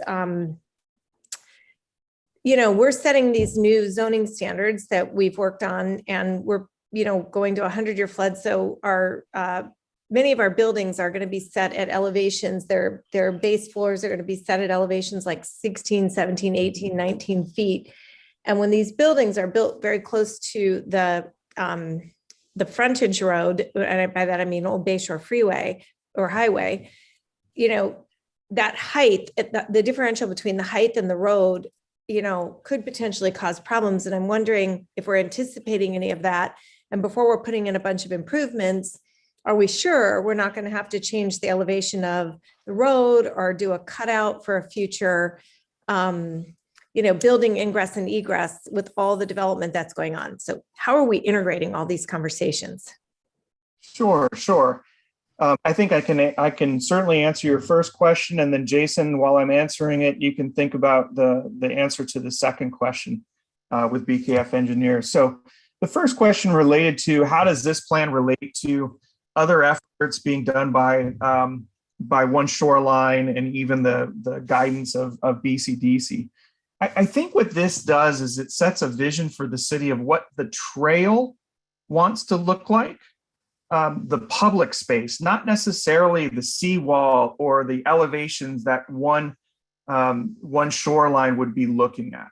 So we're trying to reflect in our plan that those efforts are going to be guided by those two agencies, and that this document's taking a look at how do we want the Bay Trail to function beyond whatever seawall or protection that's happening there? And then how does the Bay Trail relate to Bayshore Highway? So there's kind of a demarcation line at the back of seawall that I consider, One Shoreline and that effort to be handling everything from that point into the water, and then ours taking a look at everything on the other side, at least giving a vision. That I don't know that that's actually the way it's working. I think One Shoreline is discussing all the way up to the BCDC territory, and some of their suggestions might not include the existing seawall. They may be demising the seawall, suggesting Sure. demising the seawall and building more natural habitat. So I'm a little worried that these two are, maybe Director Murtuza can answer, but maybe I'm a little worried that we're running on two parallel planes and doing two sets of work that maybe aren't going to integrate. And I just want to make sure they do, because I do not want to be the city that spent a bunch of money on this and a bunch of money on that, and then we are looking across and they're not integrating. Great. Through the mayor, Councilmember Colson, you have excellent thoughts and excellent comments. This document is a conceptual document, first of all. And then this document is only a feasibility study. One of the, what we are looking is for a Bayshore Highway, primarily Bayshore Highway. And the old Bayshore Highway is not going to change in terms of, we're not going to build elevated highway there. That will remain the same as it is today for years to come, because it's unfeasible to do anything otherwise. So we are looking how we reconfigure the existing infrastructure, existing real estate to make it more attractive for, and more inviting and more useful. That's one part. Now, with regards to anything we do on the Bay Trail, is very conceptual. It's just a idea here. It's not tied to anything. In terms of whatever we do with the Bay Trail in terms of elevation, whether it's a levee, whether it's a seawall, there will be a lot of work that will be done by city and One Shoreline that will advise and guide us as to what the Bay Trail will look like in the future. Or do we have a adaptive plan that will be 25 years, 30, 50 years, 100 years, because we have to adapt to the sea level rise. We will not build something that will need to be built in 100 years today. So we need to be adaptive about that. So all those things will be part of that effort that we are working with One Shoreline.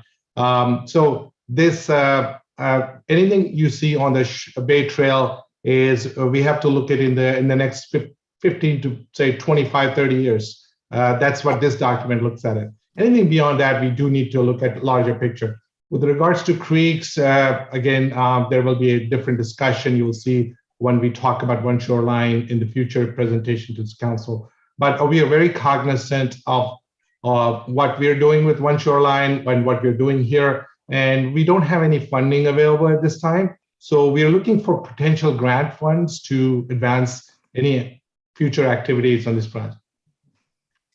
Thank you, Mr. Martuso. Councilmember O'Brien. Thank you, the mayor. I didn't really have necessarily questions per se, except for actually the integration with One Shoreline. I just want to make sure we don't go through two different paths and that we work together and integrate as much as possible. But I do appreciate, though, this conceptual plan. I think this is overdue. We've had such a focus in Burlingame and all the other areas, whether it's been, the North End, the Rollins Road area, our downtown area. We've just done such a great job in the other areas in Burlingame. So it's really nice that we finally have come to the Bayfront and looking at improvements. As the mayor mentioned, the hotels have been asking for improvements for many years now. And so we just want to make sure that we actually, turn this area into a place where people want to be, because it's definitely underutilized. And now that we have, a bunch of projects coming down the pipeline, we are going to see an increased amount of people. And so Is that me or is that her? Must be her. Okay. That's her. Sorry, Councilmember O'Brien, we lost you there for the last few bits. So I'm going to Vice Mayor Brown. Good. Thank you. No, you're back now. So She's back. Let her finish. Okay, can you hear me now? Yep. Oh, okay. So anyway, it's I do appreciate the fact of the wider sidewalks. If I remember correctly, this alternative has the widest sidewalks of all the alternatives. I do like the nodes. Futuristically, I hope we look at this through an age-friendly lens. We've become age-friendly certified, so as we know, we're getting older. So we want to integrate, some of those aspects. And interesting enough, when I see those benches, and I was just reading an article in Germany where they are focusing on that older age kind of view. They have emergency signs on those benches of what to call if there's an emergency. And two, for people who may have dementia or get confused, they actually, the benches are numbered so that if you called 911 because you may not know where you are or someone's calling for a person, they can say we're located at bench 67. And the police then would know exactly where to go. So it's just I know it's a little more intricate, but since I just recently read this article and saw these nodes, it would be a good idea to try to integrate some of that. I do like the improved connections to our Bay Trail. You can't find some of those connections right now. So that will definitely be appreciated. So overall, I think, this is a really good conceptual model. And then I hope we can just build upon it as time progresses. So thank you. Thank you, Councilmember O'Brien. Vice Mayor Brownrigg. Thank you, Mr. Mayor. So I'll be a little more direct. I really don't think we should spend more time with this group, as talented as you all are, on the Bayside Trail. I think, money and time are both limited, and time is the one resource that can't be, reproduced.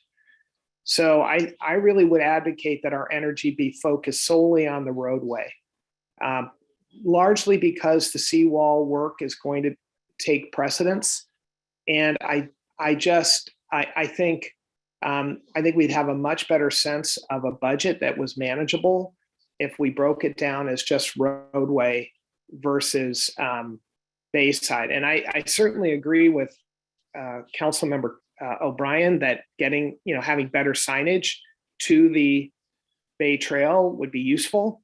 But I just think a lot of work and effort is being spent on the trail, which is not, and this just isn't the right time to be doing that. And 12 million is way out of the picture, I think. So I would love to see us focus on the roadway. My second question is, was any thought given to doing this in harmony with Airport Boulevard, which, and I know I'm in a minority, I really believe the whole street should be called Airport Boulevard.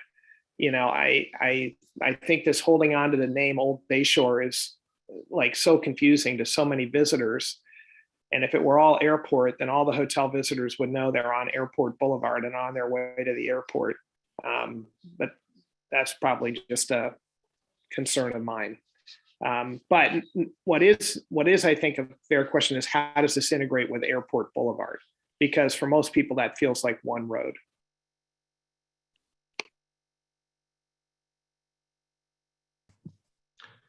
Let me try that without the mute button. Mr. Murtuza, do you have some answers for us? Yeah, I have some, I offer some suggestions for the council. Council can change the name of any street anytime through a process. If the council is interested in that, we can have a future agenda about that. And with regards to connection to Airport Boulevard, that's a great comment. We can further look into this, that aspect of it. And right now, Airport Boulevard is an intersection with Broadway and Old Bayshore Highway. So we will look into how we can make that an integral piece, or synonymous with this part of the roadway. We can look into that as well. What about streamlining this whole project to basically ignore the Bay Trail for the time being? Absolutely, we could do that. Right now, we actually designed the whole effort to emphasize more on Old Bayshore Highway, and a smaller focus is given to the Bay Trail, given the work we're doing with One Shoreline. And so it's we can sever that project and do it separately when the time is right. We do need to, in the short term, until we improve the shoreline, for seawall or other improvements, we do need to address the connectivity, at least in the short term, in the 5 years, 10 years, whatever the case is. But we can do that as a separate project. Thank you, Mr. Murtuza. Councilmember Beach. Thanks, Mr. Mayor. Just a couple of quick compliments. Thank you for staff and consultants for their work on this. It's really going to be, I love the vision document. It's going to be so much more beautiful. It's going to help not only, it's going to help control floods, right? When water comes up, to have more green infrastructure like that, having porous material as opposed to just concrete jungle. And I love how it's going to be safer for all modes of transportation, because it's going to slow the speeds down, let alone the infrastructure is going to be there, but it's going to make things slower. So just going to create a lot more vibrancy and beauty out there for our businesses. And I just compliments to the vision plan. I do think, we should prioritize the roadway, and the rest of the stuff will fall into place with our work with One Shoreline. Although it's exciting to see some vision for what the Bay Trail will look like when it's really revitalized with development and investment. Thanks. Thank you, Councilmember Beach. And do we have any other comments? And if not, then I would have to share the comments that Councilmember O'Brien and Vice Mayor Brown-Rigg brought up about the Bay Trail. I agree. I love what's happening, what was proposed for the roadway, and I think we should pursue that aggressively, because again, our hotels have been begging for us to do some improvements in that area. And I think it was Councilmember O'Brien who said that we've done every other part of town except for this one. So I think it's time. So really appreciate your presentation. Really appreciate the response to our questions. And with that, we'll move on to item number 6B. Thank you, gentlemen. Appreciate the presentation. Mayor Ortiz, first, I'd like us to open it up to public comment. Thank you. That's exactly what I was just going to do. Let's open it up for public comment. Okay, we have John Martos with his hand up, so let him speak. Mr. Martos from our Traffic Safety Commission. That would be me. Yeah, I'm currently the chair, just for the record as well. And we did get a couple of presentations by Mr. Mansfield and Mr. Fletcher in 2021, around August timeframe, I think was the first one. And I'll just tell you that the Teaspoon Commission were unanimous, enthusiastically in support of Alternative 2. And then it was a high level presentation. They came back with more detail, as you've seen tonight. And then the Teaspoon Commission was even more enthusiastic about what they saw. We had a couple of guest speakers that night. We had the president of the Rawlins Business District, as well as the president of the Burlingame Marriott with us. And they seem to focus a lot on the Bay Trail. I don't want to take away from the Bay Trail. They talked about their hotelers and the beauty that the Bay Trail could bring to the stays and the experience of the waterfront. I understand we have to prioritize things, but I just want to set that out front from what we heard that night. But it looks like a very exciting project, and I wanted to let you all know that the Teaspoon Commission is very much in support of it, and it was one of the best presentations that we've received. It was very thorough and very well thought out. So I'll leave it at that. Thank you, Mr. Martos, and thank you for your service. Next, we have nope, we have another one. We have Mr. Rabalos.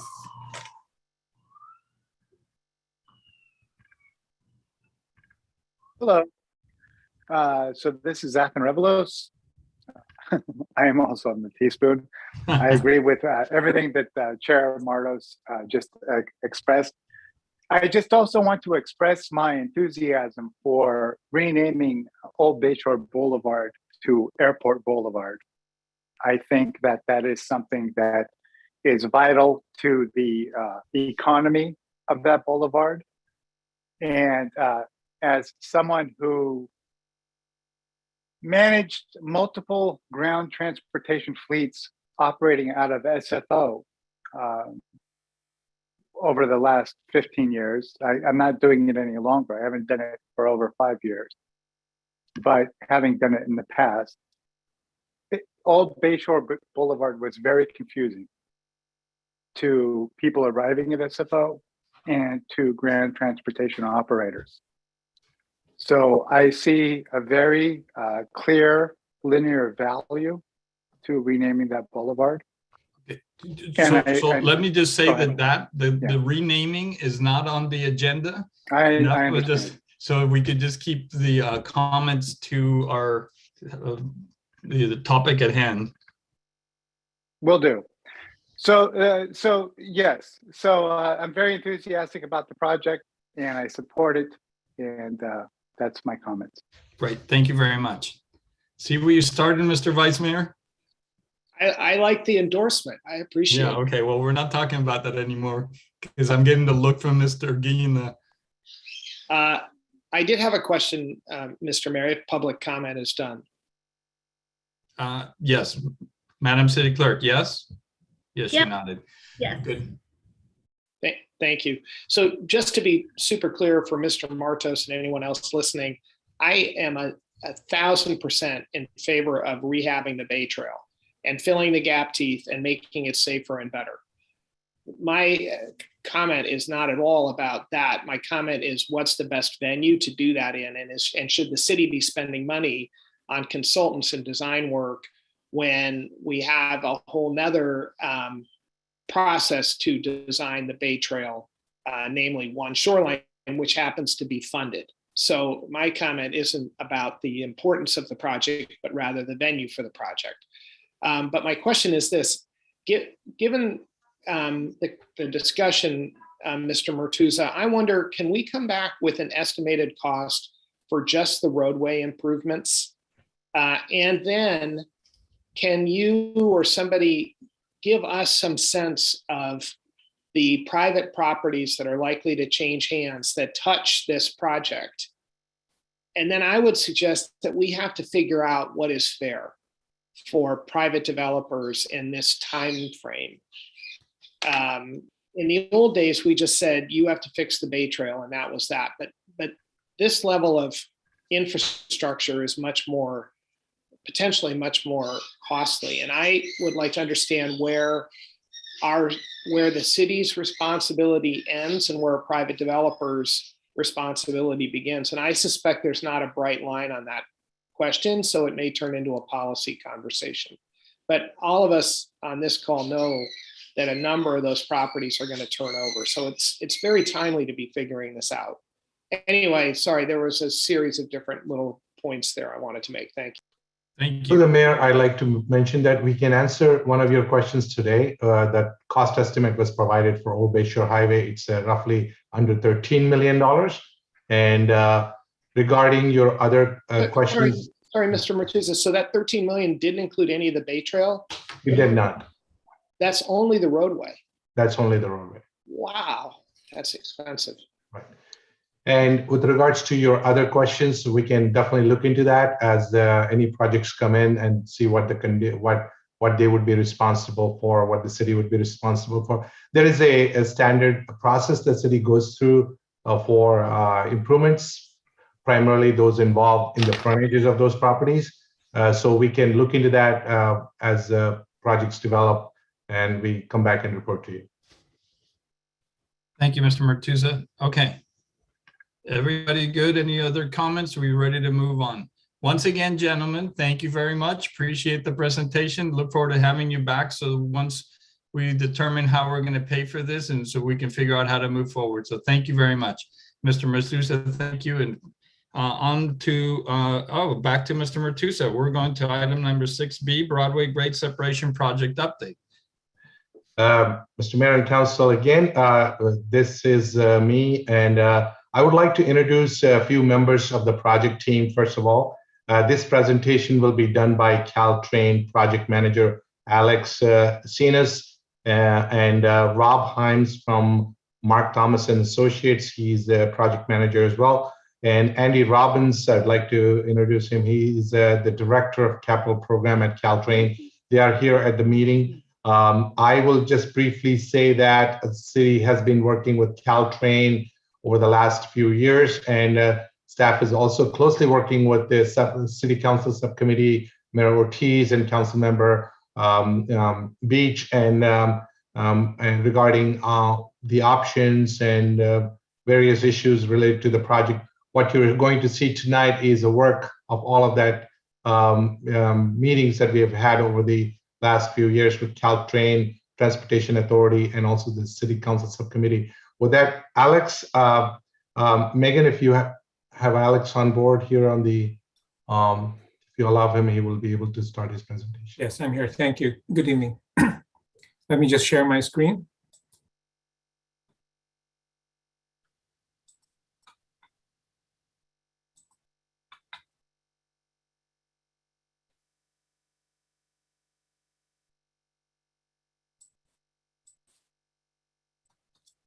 And can you all see the slides?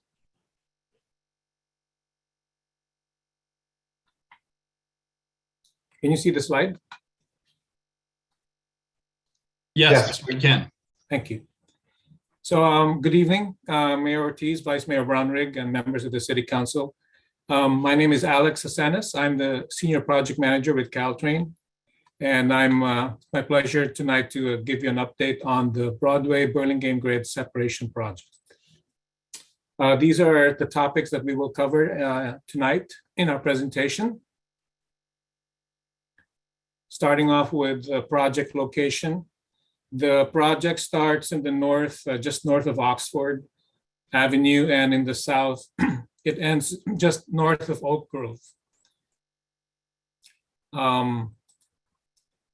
Broadway is the main gateway to the city of Burlingame, and as such, it's subject to over 30,000 vehicles per day. Couple that with 104 trains going both directions every day at that crossing. Broadway is subject to delays, backups, and unfortunately accidents. And so its primary goal of this project is to eliminate those train and vehicle collisions. Overall, the project seeks to enhance pedestrian, bicyclist, and motorist safety, as well as enhance east-west connectivity, reduce delays and automobile congestion and emissions. And on the Caltrain side, a new station will provide us the opportunity to provide better customer experience and operate the rail more efficiently. The scope of the project involves grade separating the railroad and Broadway. The project will also provide a new station with a center boarding platform with ramp and stair access. Parking will be provided on the Caroline Avenue side.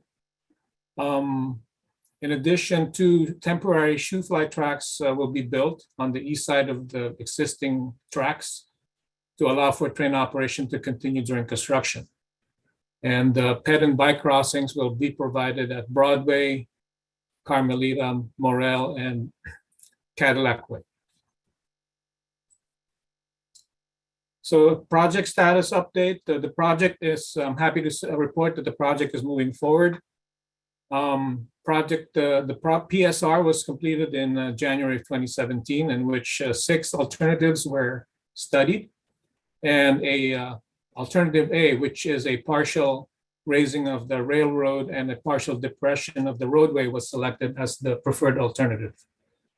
Preliminary engineering was completed in October 2020, and during that time, Caltrain was able to obtain CEQA statutory exemption and filed the NEPA clearance for the project. An RFP went out in September 2020 for consultant services to carry the project through final design. And that award was made to Mark Thomas and Company to work on the final design and future phases of the project. Final design was kicked off last year, and these are some of the activities that were accomplished during the past year while we were evaluating and discussing the various V options that were available to us.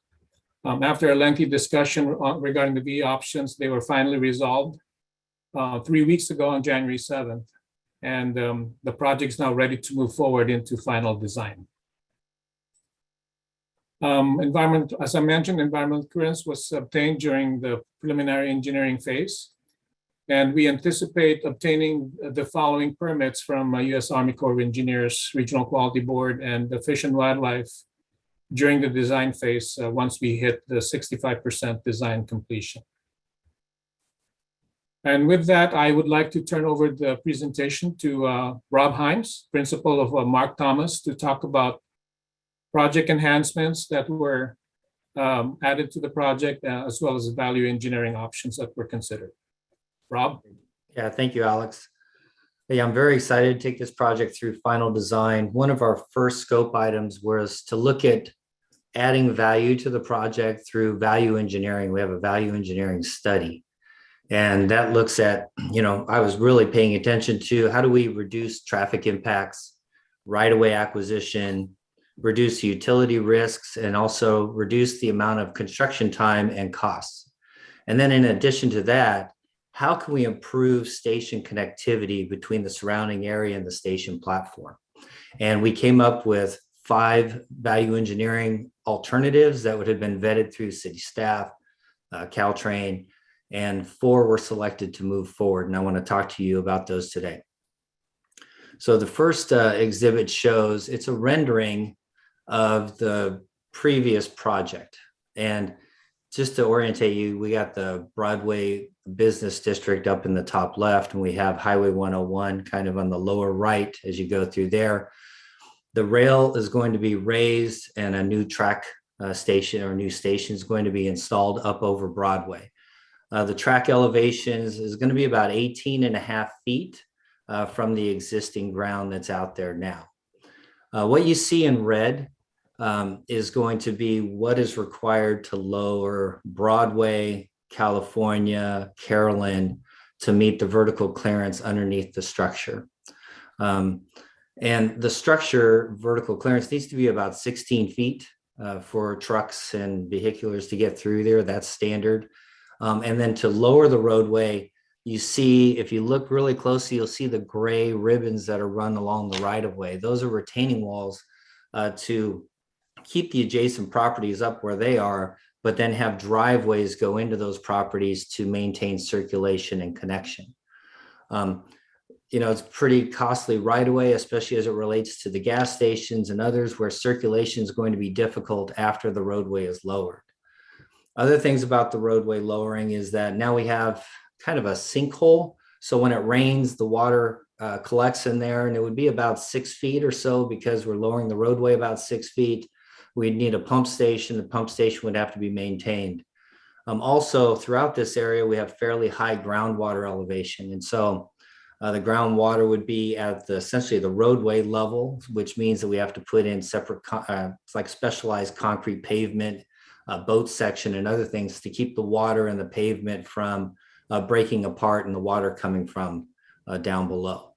And so the first thing I saw about this is, wow, there's quite a few issues that we need to work through, but probably there's two main ones that are really concerned me at the time, and that is utilities. This exhibit shows, Alex, can you forward? This exhibit shows the boundaries of where we would be lowering those roadways in kind of a yellowish color. And then the red are all the utilities that are within that area. And so when you're lowering a roadway almost 6 feet, we have to relocate or lower the utilities to avoid the construction. And those are, water lines, sewer lines, gas, electrical, fiber optics for cell phones, through our regular phone systems. All those things would need to be pushed down to lower the roadway. And the thing about utility relocations, there's a couple things. One, this is actually done prior to starting construction. So this would be a year in advance before we can actually start building the grade separation, the rail over the road, which takes time to coordinate. There's a lot of lane closures, road closures to make this happen. And then secondly, utility relocation, if you're very familiar with construction projects, is probably one of the top three, if not the top one, reasons why there's change orders moving into constructions and schedule delays. So that was one of my concerns. The second one is the traffic. Like Alex talked about, could you advance the slide, please, Alex? Is that there's over 30,000 cars that use Broadway through this intersection and between California and Carolyn, because you have that direct connection to 101, then you have the business district, and there's just very few connections across the railroads. So traffic obviously concentrates into those connections. So during construction, the previous design, the 35%, where we're lowering the roadway, required that Broadway be closed to up to 12 months. And that was a concern to me, knowing that you got the business district there and we have very few places to reroute 30,000 cars. Millbrae or maybe Oak Grove, you can relocate those things. And so, how do we reduce the time of reconstructing and closing Broadway? And how do we reduce the amount that we're going to be lowering the roadway to avoid all the things I talked about, like utilities, groundwater, et cetera. And so then the solution was to thin the structure. And if you can go to the next slide, Alex, it shows if we're able to take the structure and go from a large depth structure to a much shallower structure, it reduces the amount that we need to lower the roadway. And you can see that here in red. And so thinning the structure was value engineering number one. If we can do that, then what we would do is we would put steel structures just over the roadway and just underneath the railroad tracks. Everything else would be concrete facade, concrete station platform, et cetera. But it allows us to really thin that structure. And by doing that, now we can reduce the amount that we lower the roadway instead of 6 feet to 2 feet. And so you're going, wow, 2 feet, it's good because there's less utilities, but there's still utility impacts. It still probably needs a pump station. There's still groundwater impacts potentially to do this. And then we would have to close the roadway in this scenario about 3 months. And while we do allow cars to go through in that 3-month period, we would have non-standard vertical clearance of 14 feet, which would limit some of the vehicles under there. And we'd have to put a crash bar and other safety issues because we hadn't quite lowered the roadway yet. So that's VE1. And so then I thought, well, if we're getting so close and now we're only lowering the roadway 2 feet, how about instead we raise the track 2 feet and then not lower the roadway at all? And then, so if you can go to the next one, what that would look like is, and I really want to preference this, don't get caught up on the aesthetics. This is what we use for modeling like openings and what it looks like from a height standpoint, et cetera. And so that's why it's gray, it doesn't have a lot of aesthetics. And I'll talk about that in a second. But what I wanted to show is this has the 2-foot raise. So instead of 18.5 feet, it's now 20.5 feet. And if you can click it, Alex, you're going to see a dashed line that represents where it was in the 35% design. So, pretty negligible as far as an overall height increase. And it's only in the station platform location that we're requesting the raise. Everything else comes back to what it was previously designed for. But if we were able to do this, then no pump station, very minimal utility relocations, only maybe some nightly and weekend closures occasionally to get this built. And so Broadway can stay open. We can handle the traffic through here. There's just many, many benefits of being able to get this approved. And then next, so I think that's the engineering pieces that I wanted to talk to. Again, that's value engineering 1, thinning the structure, value engineering 2, raising the rail just 2 feet. And then we're going to move on to what did I look at when I was trying to improve circulation. And so if you look over on the far right, you see a little piece of gray. That's the Class 4 two-way bike path that was approved and a part of the California Drive Bicycle Bikeway Project, Facilities Project. So this shows that we're going to continue that connection all the way through and around and up underneath the structure up to Carolyn. And you can see in the cross section where it says multi-use path, it shows that it runs along the station. It provides plenty of access in and out of the station. And then the lower left one, I want to point out Broadway opening. We've added, instead of a 2-span structure, a 4-span structure. And those number 1 and number 4 on the far side spans are really used for pedestrians to come in and out of the station and have something where you're not coming out onto the sidewalk adjacent to traffic. And this bike path where it curves up and goes underneath the structure was identified as part of your bicycle ped master plan that was approved in December 2020. Next slide, Alex. I also want to point out how we've shifted around some of the connections to improve accessibility. So I talked about Broadway having a new spans 1 and 4. We have a new undercrossing and connection across from Cadillac Way to provide nice pedestrian connection there. And then we took, and this is value engineering 4, where it says relocate to the right. What you see in dash is the old Carmelita proposed opening, which was offset from Carmelita Avenue. And we've moved that over so it's in line with Carmelita Avenue, again, for pedestrian primarily connection right into the station. And then the last one I want to talk about is number 5, Alex, if you forward that, is we're going now to the south. And where it says existing, there's an existing at-grade ped crossing that goes across the tracks. And when the proposed project, 35%, we're raising the tracks. And so as we raise the tracks, we want to grade separate that connection so you no longer have to cross the track at grade. However, the 35% plans required that this crossing be depressed, which meant stairs and ramps and other things into this crossing. And then those red X's indicate mid-block crossings with signalized crossings, which aren't preferred. And so our proposal for this is value engineering 5 is to the far left. where we would line up this new crossing across from Mejia and Tejon. They would not be mid-block crossings, they'd be at the intersections. We wouldn't have to depress it because now the rail's gone up a little higher, so we can put it at grade right through it.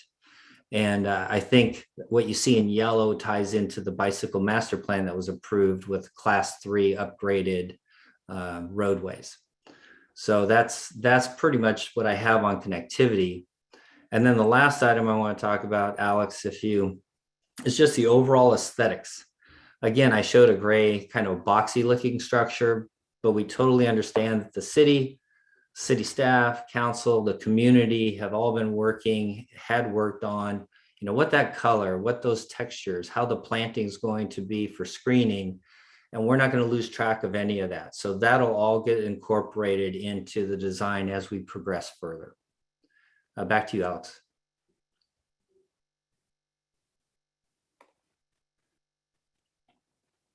I think you're on mute. Thank you. So this is a project cost update. The value engineering options 1 and 2 that Rob just discussed has the potential to save the project about $26 million. The project is funded now through a final design. And we estimate with the escalation through the midpoint of construction in 2026, project is estimated to cost around $316 million. Project schedule. This is where we're at now, final design phase. We anticipate the construction to begin early 2025. However, before that, as Rob alluded to earlier, right-of-way and utilities work is going to start before that in preparation for the actual construction. With this timetable, we are looking at a May 2028 completion of construction. Also, I'd like to talk briefly about project delivery method. Caltrain is considering using the construction manager, general contractor, or CMGC project delivery method. And this is a method wherein the contractor is brought in early during the design phase and leveraging the contractor's experience and the knowledge of construction and scheduling and sequencing to guide and inform the design process so that we are able to identify conflicts and the potential issues beforehand before the project is actually priced and bid and constructed. So with the early contractor involvement, we avoid a lot of the potential headaches that design bid build projects typically experience. And that results in improved cost and schedule certainty. So that's in a nutshell that what the CMGC project delivery method, the benefits that it could potentially bring and enhance the procurement and construction of this project, in addition to the enhancement that we are doing on the design side. And finally, I'd like to talk about funding. Caltrain is ready to support the city in looking for and pursuing funding opportunities to help pay for this project. In particular, there's a Section 190 grade separation program made available by the California Public Utilities Commission, which funds specifically grade SEP projects in California. And being ranked #1 on the priority list, it's all but certain that this project will receive funding from that program. That program allocates up to $15 million per year for grade SEP projects. And there are also other opportunities from the federal side that can be pursued and will be pursued once they become available. And so with that, I'd like to conclude this presentation, and we'll gladly take any questions that the council may have. Wonderful. Thank you for the presentation. That's all very exciting. And with that, colleagues, any questions? Councilmember Colson. Similar, but slightly similar topic, but parallel station 3. There was a big runaround Councilman Vice Mayor Brownrigg and I were both involved in it. And it was an immediate need, had to be solved within 24 hours. And I'm just curious where Parallel Station 3 is with regard to this whole project. PS3 is under construction. It's being built adjacent to the Burlingame courtyard. That is under construction right now. Andy, do you have any further information about the status of PS3?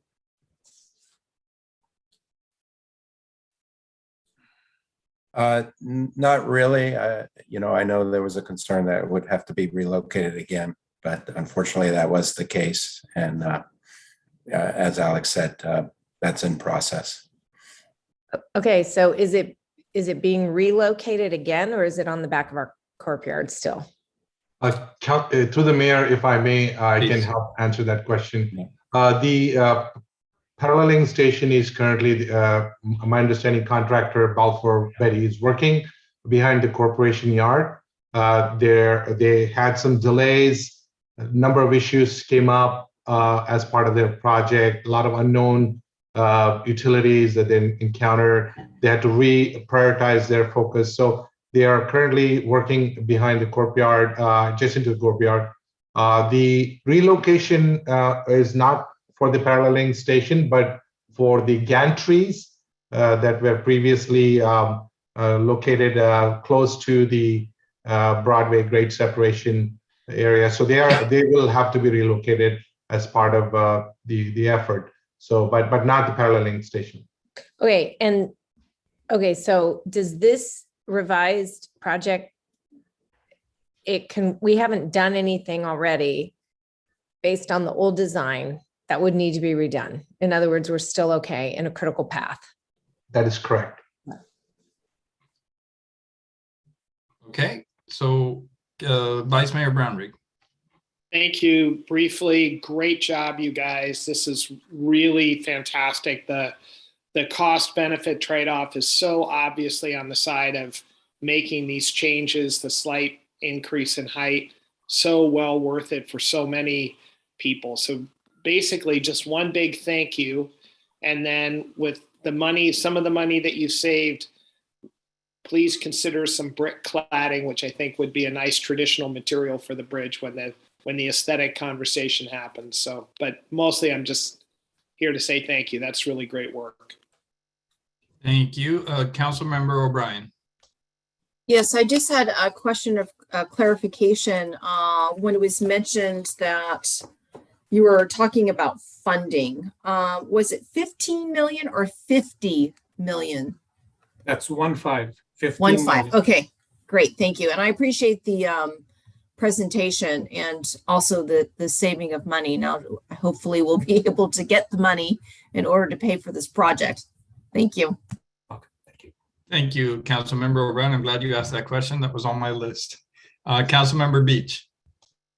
I echo colleagues' appreciation for the value engineering. It's hard work to get a project like this going. I think one of the most important things what we've seen at the Transportation Authority is when utilities do get in the way on big projects like grade separations in San Mateo and station improvements in other parts like South San Francisco, utilities can be tens of millions of dollars of complication and trouble and price overruns. And it's just magnificent that this engineering team found a better solution that we could eliminate that variable, let alone the community benefits of some of the impact of not completely closing Broadway. So bravo, hope we'll have a really robust contingency budget. And I think it's exciting to see the different model of that Caltrain lessons learned, just considering bringing on a contractor earlier, if that's the right thing to do. The other just part of the puzzle, it's worth mentioning that there's hope in the governor's proposed budget that even there might be some bucket funding in the state. Right now, there's a proposal of $500 million of this huge budget surplus if Sacramento can get their act together and actually get a transportation package agreed upon. But there could be $500 million available for grade separation. We had a briefing on this at the TA. And certainly with our number one most dangerous top priority in the state, we would be, I think, highly competitive, particularly since we are in final design phase now with a lot of the value engineering resolved. So there's some really exciting funding opportunities, and it's so good that we've gotten the project to this level of readiness. So thank you all to staff in all organizations for their incredibly hard work on this. Thank you. And with that, I don't see any more comments from colleagues. So Madam City, I was going to open it to public comment and then wait for final comments in a little bit. Is that okay? Yeah. Okay. So Madam City Clerk, if you would go to public comment, please. Yeah, we'll start with Manita. Hi, good evening, Mr. Mayor, Mr. Vice Mayor and Council. Thank you for this presentation and the opportunity to comment. I appreciate the project team developing this project further since late 2019 when the last drawings were made available for a public viewing. There are a lot of good positives here, as you all have mentioned. I'll be referring mostly to the first slide titled Improved Connectivity. I think it's a plan drawing about 15 or so in. I'm especially appreciative that the Caltrain project management team was receptive to the 2 suggestions that I made in 2019 and included them here as actual value engineering projects. First, I suggested moving the ped bike crossing from where it was originally planned, which was somewhere in the middle of nowhere at Larkspur Morel, to be at Toyon and Mahia, where Mr. Heimster showed it to be. That's where it actually meets the neighborhood's grid of streets. It's more intuitive and it's safer, as he said. Thank you for that. I'm also grateful that the team listened to the suggestion to move the main station entrance so it squares up with Carmelita instead of floating just south of it previously and creating a jaywalking trap for Burlingame residents. It's a much better design than it was in 2019. There are a couple of things that are still concerning about the design. For one, the project is keeping the small triangular island by Maverick Jacks. Ask that you reconsider that because that island is already too small as it is today. In the future, it'll have to handle the pedestrian traffic to and from the station, in addition to being the junction of where 3 of Burlingame's major bike routes converge.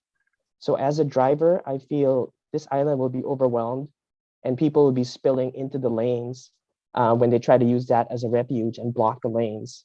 There's barely enough room for 3 people to stand on that island today.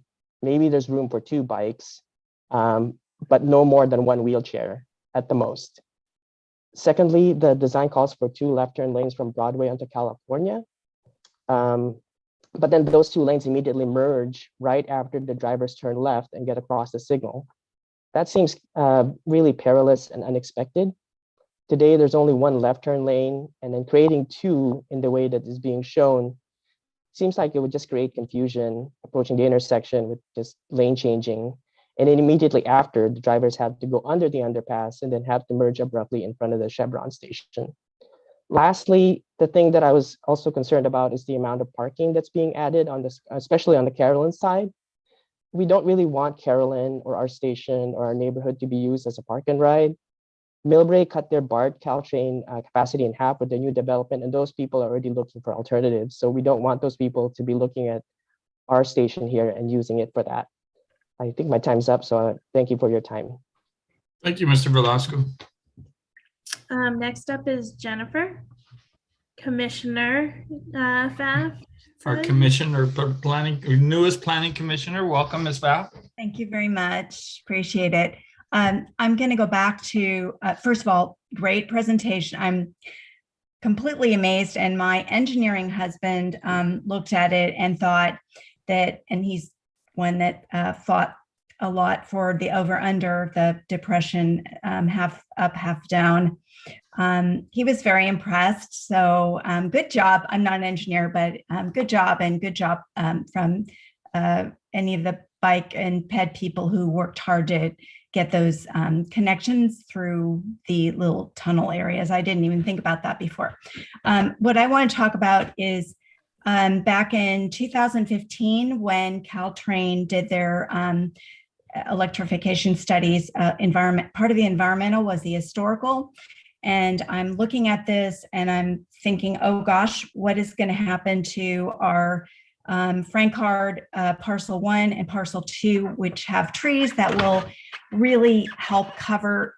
I'm sorry, you can brick clad or do whatever you want, but this is going to be very visible. And I think the best thing would be if we had still enough of our great trees left, our big trees, that would cover up and blend. And so I want to make sure, because you committed, and back in 2016, you committed to replacing trees with like trees so that we get the same look. So I'm just concerned that there's just going to be a problem in there. And I wanted to check in early so that you pay some attention to that and any grade differences and such, that we don't start wrecking our grove. So that was it. Thank you. Thank you, Ms. Pfaff. Next up is Sandra Lang. Ms. Lang. Yes, Mayor Ortiz and council members, thank you very much for bringing this presentation to us tonight. I'm a resident of Burlingame and particularly feel a sense of relief to see that the amount of detail that's going in, because of this long-standing need. Being a person that's traveled back and forth over the tracks here for many years, this is I'm really totally in support of this overall project. I'm not an engineer either, but I have some familiarity with the need for funding. And I know that that's a complex process sometimes, but I think we're in a real unique point in time where the opportunities to request more funding for this particular project. When I looked at this tonight, which was really the first time I've seen it, one thing that popped into my mind was the question of risk analysis when the designs for the lowered roadway were presented. I saw all the different ones, and I do think, by the way, that a lower roadway, not a lower roadway, is better. But the reason I raise this question is of the concern about emergency vehicles that would happen, and also the impact, particularly, in any type of heaven help us, any type of disaster, climate or otherwise related. So those are my comments, because this is just so needed. And I really urge all of you and everyone that can do it to find more funding, either through our federal and state legislators. Thank you very much. Thank you, Ms. Lang. Thanks for your comments. And Madam City Clerk, any more comments? Nope, that's it. Very good. So I will bring it back to my colleagues for any final thoughts before we move on. Councilmember Beach. Thank you, Mr. Mayor. Just picking up on some of the public comments, which I thought were all excellent. It would be great in the final design to make sure that pedestrian refuge feels comfortable. That is such a highly traveled. I mean, I look every day around, 3 o'clock, even the high schoolers coming, and it's going to be, the convergence of commute time early in the morning and around when high school gets out. Whatever we can do to make that pedestrian refuge safer, as one of the members of the public suggested, that could be, I think, a very good thing. I love the idea of making sure we're paying attention to trees. And if we have to find more cost savings, I would support, I think, one of the other comments about making sure we don't create unnecessary parking lots. We want this to be a local, wonderful train station where people can walk and use active transportation to get to the station, and even their destinations on the bayfront. So even if we had to sacrifice a few parking spaces to pay for some more trees, I'm all for it. Thanks. Thank you. Mr. Vice Mayor. Just a quick question. When the consultants, and thank you again, our Caltrain put forward the timetable, what were you assuming for full funding? In other words, to make that timetable possible, when do we have to have full funding? Alex, I would take that question. for you. To the mayor, the funding is, we are looking at, just before we award the project, we do need to have full funding in place. And that would be, I would say 2024 is when, what I think is we would need to have full funding. But there are different methods of construction, as Alex highlighted, that would allow the city and the project team to go forward in accelerating the project, like right-of-way, utilities. That would not take the entire funding, but the team can, the city of Burlingame, in partnership with Caltrain and Transportation Authority, can advance portions of the project that would allow work to get cleared up sooner. And then before the bridge construction, the train station constructions come into play.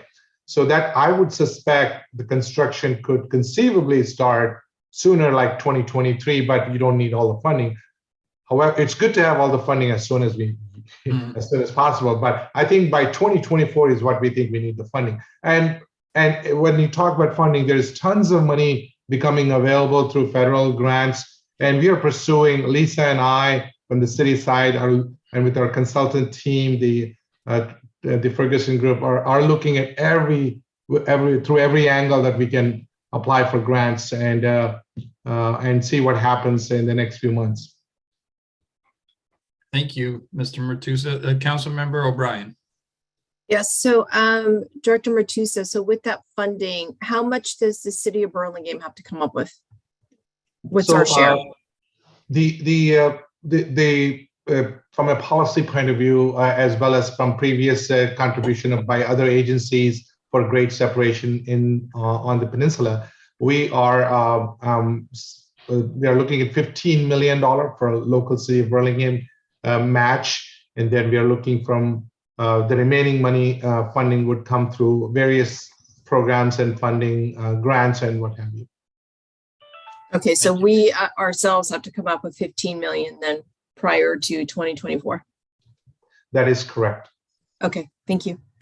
Yeah, thank you for that. Councilmember Colson. Thank you. Really enjoyed the update and the presentation. I'm such a visual person. This is super helpful. And I really want to say this is just really imperative work that has to get done with Rollins Road development, what's going on our Bayfront, all the new housing that we're adding right there, the Anson and the one there next to the 7-Eleven. And just for our neighbors on Toyin Road and Larkspur and the area over there who, you know, really have had to bear a lot of the burden and the impact of the housing work we're doing. And I just think this can't get done soon enough, and hope that we'll do really good outreach to them and make sure that while all this construction is going on, they're really aware of the roads and closures and where everything is. And we really, really work closely with that neighborhood to keep them informed, because the number one complaint I hear is that those neighbors just sometimes they don't feel heard. And that's the most impacted neighborhood by this whole project, both good and bad. So thanks for all the hard work, keeping them, posted up and in the loop of what's going on. Thank you, Councilmember Colson. With that, then I don't see any more comments. So I just want to thank you, gentlemen. One quick comment on what Ms. Lang brought up of the emergency vehicles. I think that will be a huge improvement once we have this and they can get through without the barriers being down. We have trains going back and forth. And I think that'll be very important for our safety. And the other thing is, Ms. Lang, in your response to what you were saying, one of the things that you can do to help us out is reach out to your local, to your elected officials at the county, state, and federal level to help us put this in their front burner so that, you know, we are considered in whatever round comes up. So thank you, everybody, for your comments, gentlemen. Thank you for the presentation. That was very informative. So appreciate it, and hope to see you guys soon as we move forward. Thank you. And with that, we will move on to item number 7, which is public comment. This is for public comment for items that are not on the agenda. So please pay attention to that, and I'll pass it on to the city clerk.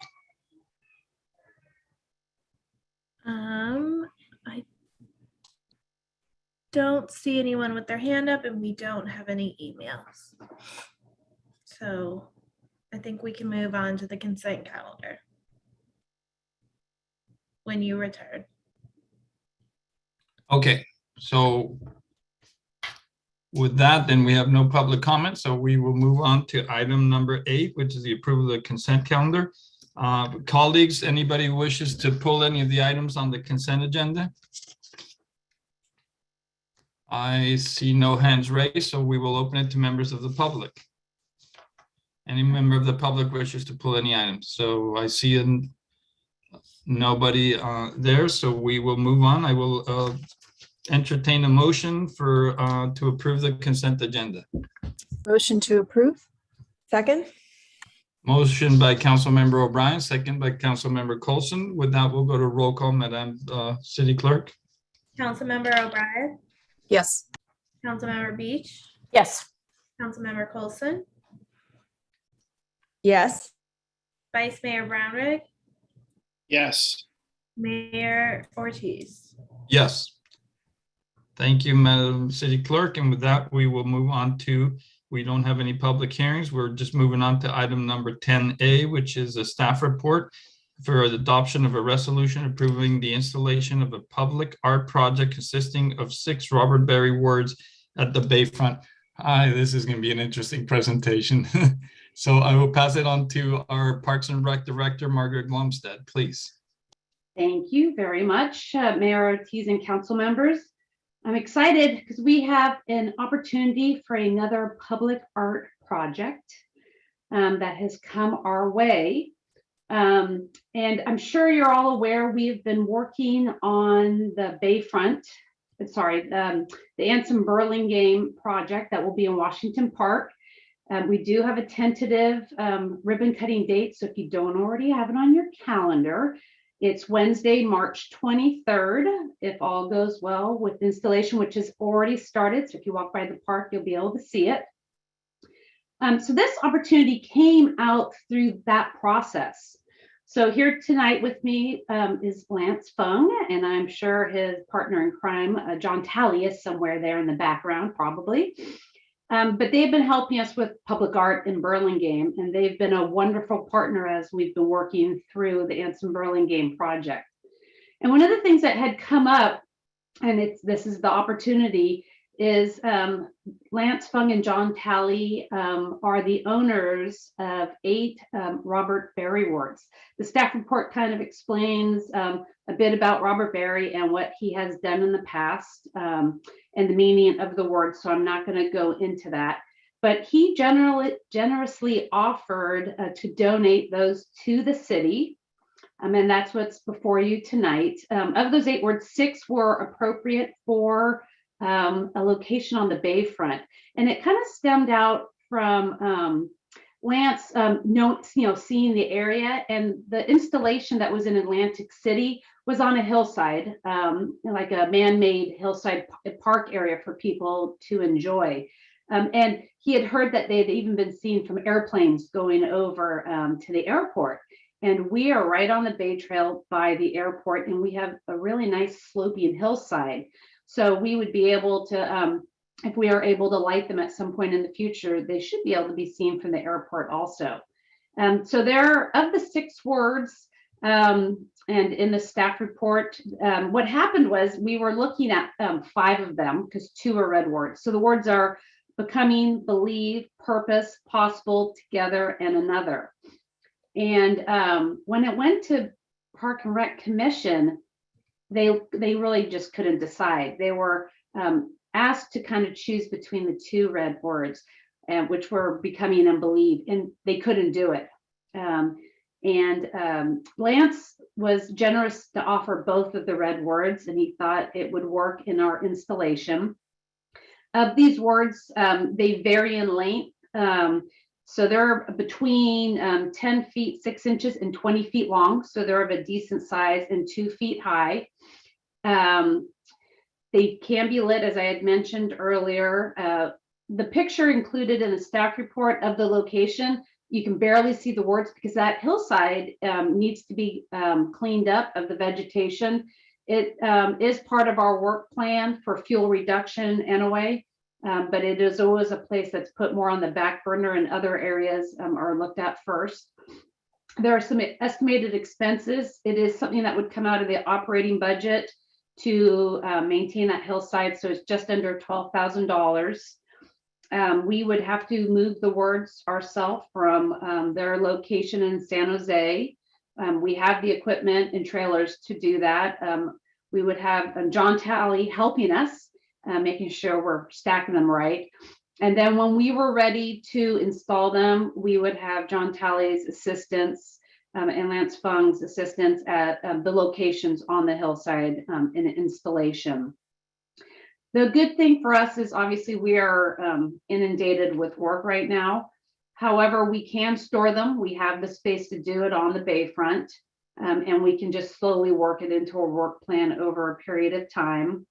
The other thing, I don't know if anybody watched the commission meeting recording, but it was very interesting listening to the commissioners talk about what the words meant to them.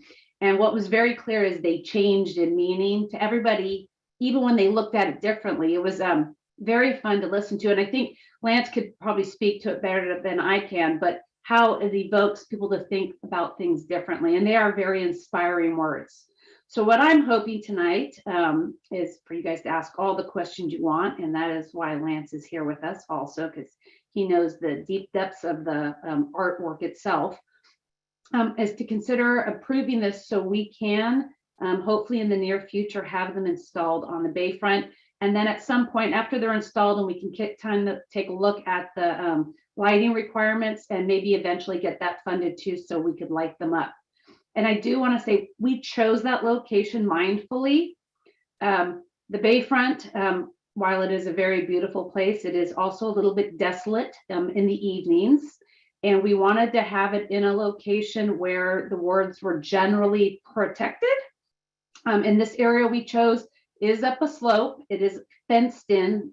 Yes, somebody could jump over the fence, but it's less likely for them, or it's more problematic for them to get access to it than if they were, say, on the Bay Trail itself.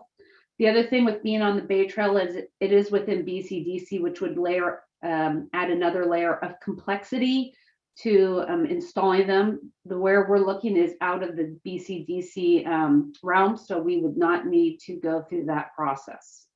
And I don't know if anybody has any questions.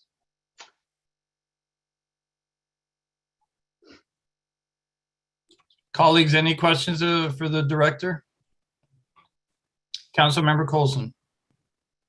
Just curious, Marit, or Director Glumstead, so they had 8 words that were available and offered, and we picked the 6. How did they pick them, and why were the other 2 words there? We were trying to not evoke a lot of controversy. Some of the words are, it's very hard to say, but like passion. And, on the bayfront, we have a lot of hotels. I think we were just trying to bring that kind of exposure to the city. Got you. So you were trying to come up with words of belonging and it sounds like words of civic mindedness. Exactly. I know we're all exciting on these Zoom calls, but passion is not exactly it, right? I think it's the right word for the right location. Yeah, right. I think for us on the bayfront, it's probably not the best word. So they invoked, I think when, we as staff first looked at them, when they made us kind of smile and think a certain way, we thought it would be better to go with, as you very nicely said, civic-minded words. Okay. That's it. Thank you. Councilmember Brown, Vice Mayor Brownrigg, sorry. Thank you, Mr. Mayor. I wanted to ask Mr. Fung. First of all, I wanted to thank Mr. Fung for this incredibly generous donation. Obviously, the council has to decide to accept, but let's be clear, this is a very well-known artist, and his works are in MoMA and at the Biennale and all over the place. And so to be offered this opportunity is really very generous. And I I wanted to acknowledge that for Mr. Fung. But I did wonder if briefly, Mr. Fung, you could tell us a little bit about Mr. Berry and his place in the world of art and modern art. Surely. Thank you for having me. It's exciting to think of this work potentially being permanently installed in Burlingame. It's been in storage for a number of years. So the work was first commissioned for a temporary exhibition in Atlantic City. The overall project had over 20 words, and the overall value is in the millions of dollars for the complete work. But once the work was removed from Atlantic City, then different entities acquire the works. The only ones in California are 3 that are located at 1440 Multiversity in Scotts Valley. So I don't know, it's a new meditation retreat camp, and they have 3 words in their sort of outdoor lobby kind of area. They're actually quite beautiful. So having these works, we realized we really wanted to find home for them. And rather than trying to sell them and place them in a collector's giant sort of landscape, we were working with Margaret on a possibility of doing a public art exhibition throughout Burlingame, but without funds, it required grants. So we all know grants. I've listened to the grants for all the different kind of long-term visions you have to beautify your city, which I hope you get them all. We applied for a Bloomberg Public Art Grant, which was $1 million, but unfortunately we didn't get it because Burlingame is not as in need for funds as the other grant recipients, which are usually towns that are struggling. But when we were looking for different sites, Margaret took us along that airport road or whatever, and we saw that site, and right away we're like, oh my God, that would be perfect. And it was at the time of when we thought we really want to find a place for the Robert Berry words. There was another city very near you who is interested in all of the words, but we opted to offer them to Burlingame because having worked with you folks now for a number of years on this project at Washington Park, we realized we really would like it there. And of course, the visibility for all of the international visitors that come into the Bay Area to see a proper museum quality artwork would be completely unique. So Robert Berry is in his 80s. He is one of the most revered artists in the contemporary world. I moved from upstairs downstairs because I thought, oh, I forgot we have a piece in our dining room. So behind me, you see another work of his in a very different format. It's clearly not lit up, but you can see the words that he uses are actually not provocative. So I'll have a bit of a debate and Margaret and I have appropriateness of some of the words that got nixed, but nonetheless, we understand it's better to be cautious than to put out an image that was unforeseen. I will say though, all of the words in Atlantic City, which has definitely a different kind of audience, were beloved. I was fearful that people would not understand it as an artwork or would think it was a great waste of money and all of those fears that people have towards contemporary art. But in fact, the opposite occurred. People went there and took photographs in front of each word. They tried to come up with sentences and they actually learned a little bit about contemporary art. Bob is, as I mentioned, in his mid to late 80s. He founded with several other artists a movement called the Conceptual Art Movement, and it is the literal underpinnings for the entire contemporary art world since the 60s. So when I lecture at college, we start with lectures on Robert Berry. He doesn't typically do public artwork. He usually does interior-based works. His works go for hundreds of thousands of dollars at least, at a minimum. And so this would be his first big permanent commission in a public space in the country. So it's exciting for him, even though he's been everywhere and is everywhere. But it's nice that you can give an older established artist like a buzz. I mean, this would be something fresh for him. So everyone learns about Bob Berry. He's a down-to-earth, super normal kind of guy that lives with his wife in Teaneck, New Jersey. Started out, as a starving artist and really didn't start making a serious career until his 50s at least. And so his work, as you can see, is conceptual. So it's all about the content and the intellectualization behind the artwork is as important as the end outlook. So we don't have a landscape here or a portrait here, but the words are meant to elicit that. And that's what was interesting with the Margaret Parks Commission. I didn't know who was on it, what kind of pushback we'd have, but it became super quickly a philosophical conversation over 6 words and what the words would be together. And then it just full stop, it was instant. It was like with a bunch of college kids, they're like, oh my God, this would be so great. And how many words? And are there more words? And how do we put them up? And would, the artist come and help cite it? So if it's approved, the artist, of course, would get a plot map, and he would determine the placement of the words, the angles and whatnot based on aesthetics. So he looks at each letter and each word the way a painter would look at blue, red, yellow paint. And so ultimately he would create a new site-specific artwork for Burlingame, which would be gifted by myself and my husband. We would then like to do, in tandem with the city, a good press push. I think we would get a lot of positive art and culture press. I think certainly members from many of the museum boards, whether it's the MoMA, Yerba Buena, San Jose Museum, Oakland Museum, would want to come for a ribbon cutting of sorts when you have the funds not only to install it, but to plug them in, which the cost is not too great. But that's sort of the scoop on this work. They've been in storage for a while, so we thought it's really time to find a home for them. Great, thank you for that. That was wonderful. So back to colleagues, any other questions? Councilmember Coulson.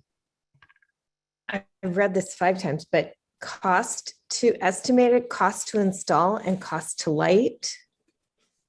So we don't know the cost to light yet, because I haven't actually seen the words. And so until we get them and we know where they're placed, we won't know where we have to pull power from. There is power out at Murray. My guess is we probably need 2 power sources, and we need to get the conduit installed and get everything hooked up. I don't know if they're LEDs, so I don't think the draw is great.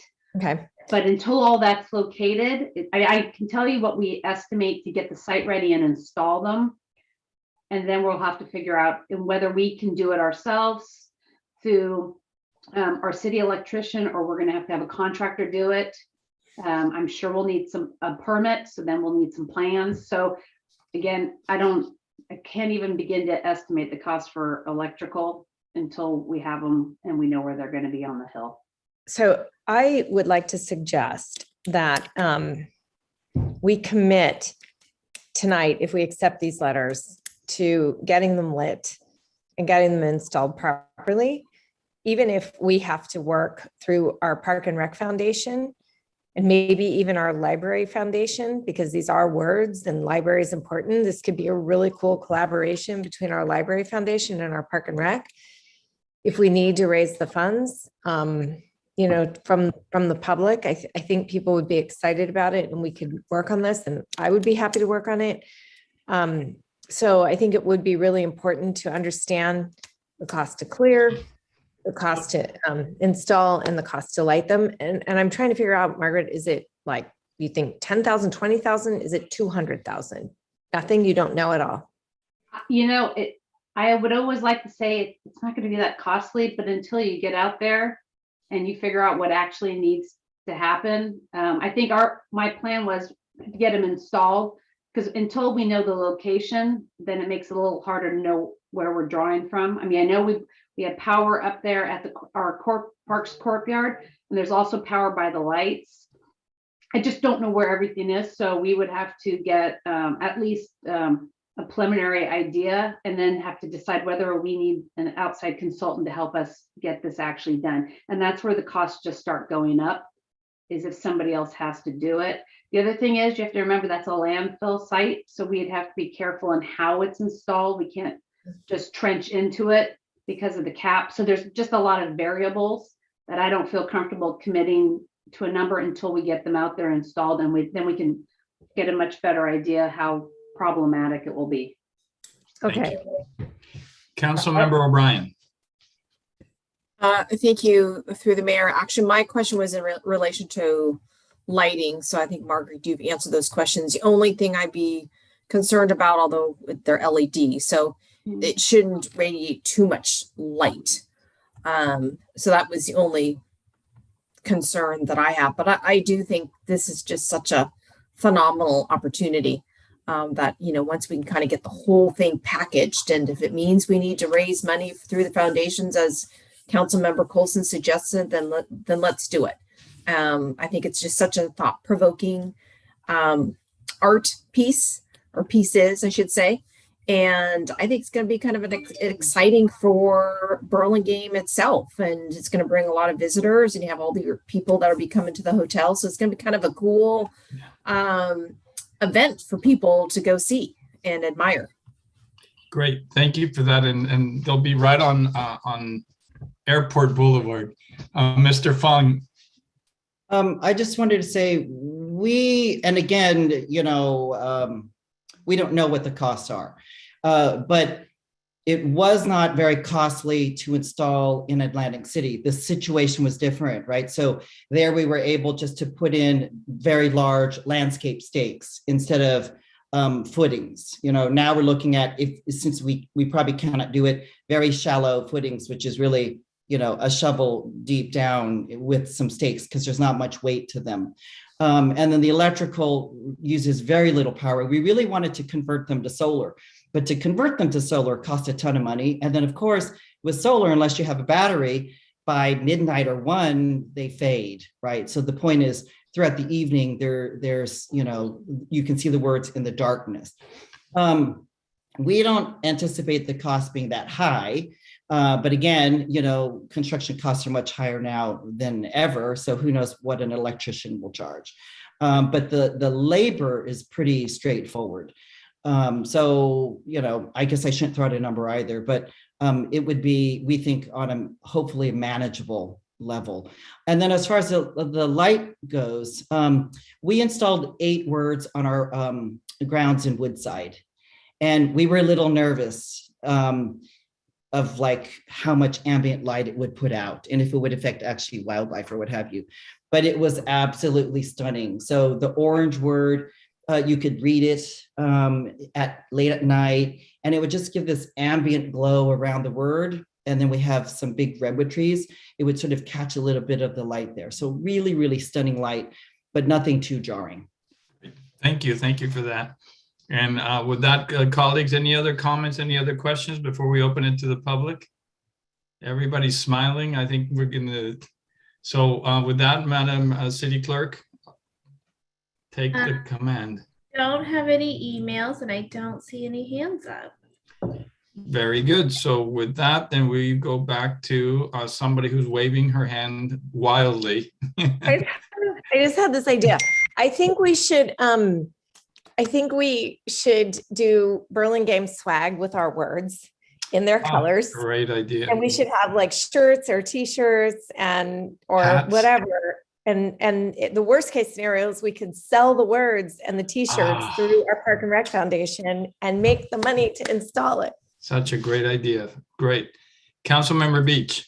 Thanks, Mr. Mayor. Just wanted to echo everybody's excitement and say a huge thank you to Mr. Fung and Mr. Talley for just being amazing coaches and guides and visionary leaders for our public art, embarking on public art in Burlingame, and for your generosity to help us and propose us to put this as a permanent structure. This is just going to be so exciting. Thank you. Yeah, thank you. Thank you, Mr. Fung. I really, really appreciate you being here. I've made a big difference, and I think we're all very excited. I think it's really going to put Burlingame in the map, especially when people are landing and they can see us and they'll know that's Burlingame. So this is huge. I think it's going to make a big difference. So with that, I go back to my colleagues, and I guess we're looking for a resolution or a motion to approve the resolution. I would be honored to make that motion. Second. I have a motion by Vice Mayor Brownrigg and a second by Councilmember O'Brien. And Madam City Clerk, if we could have a roll call. Councilmember O'Brien? Yes. Councilmember Beach? Yes. Councilmember Colson? Woo, yes. Vice Mayor Brownrigg, Yes, sir. Mayor Ortiz. Woohoo, myself, yes. And with that, we passed that resolution passed against Mr. Fung. Thank you very much. I hope you can feel our excitement. We really appreciate you being here and telling us about all this. So thank you, thank you, thank you. It was really great. And My with pleasure. that, we will move on to item number 11, which is council committees and activity reports and announcements. So colleagues, anybody have anything they'd like to report? And having none, Vice Mayor Brownrigg. You're muted. I apologize to colleagues. I had meant to include for once a report on HART, and I missed the deadline. So I'll include it the next time. But there's some really interesting things going on there, and I have reapplied for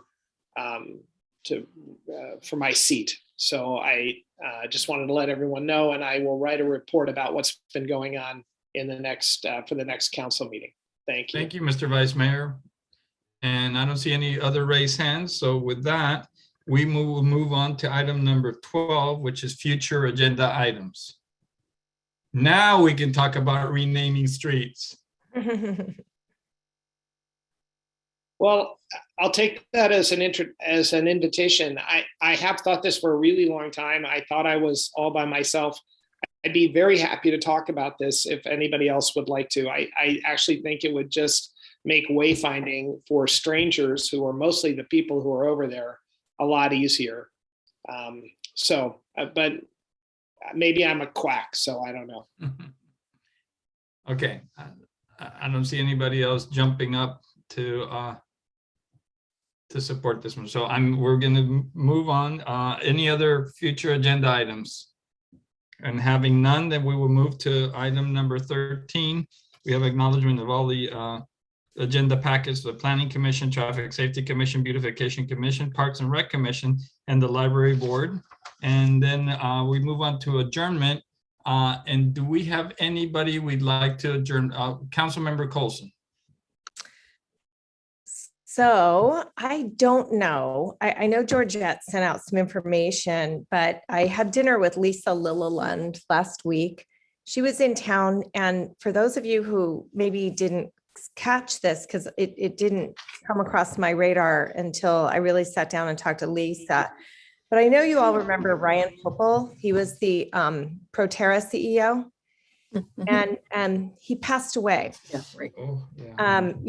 At 44 years of age. He, even though he lived in Half Moon Bay, I just felt like his work at Proterra was so important to Burlingame, and the work that he did here. He spoke, I believe, at one of our chamber meetings. And for those of you who know him, he had a background very similar to Councilmember Beach, with a strong military background, and was a captain.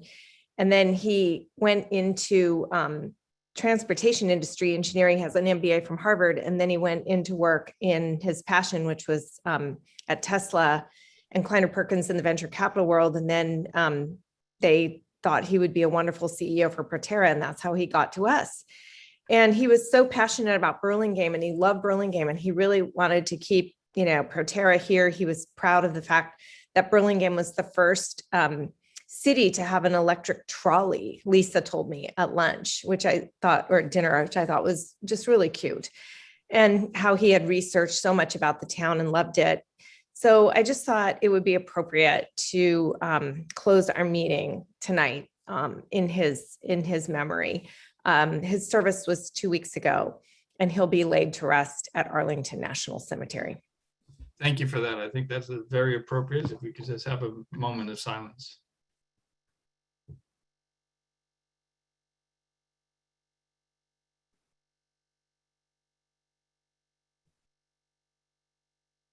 Thank you all. And with that, the meeting is adjourned. Thank you all, and we'll see you soon. Good night. Good night, everyone.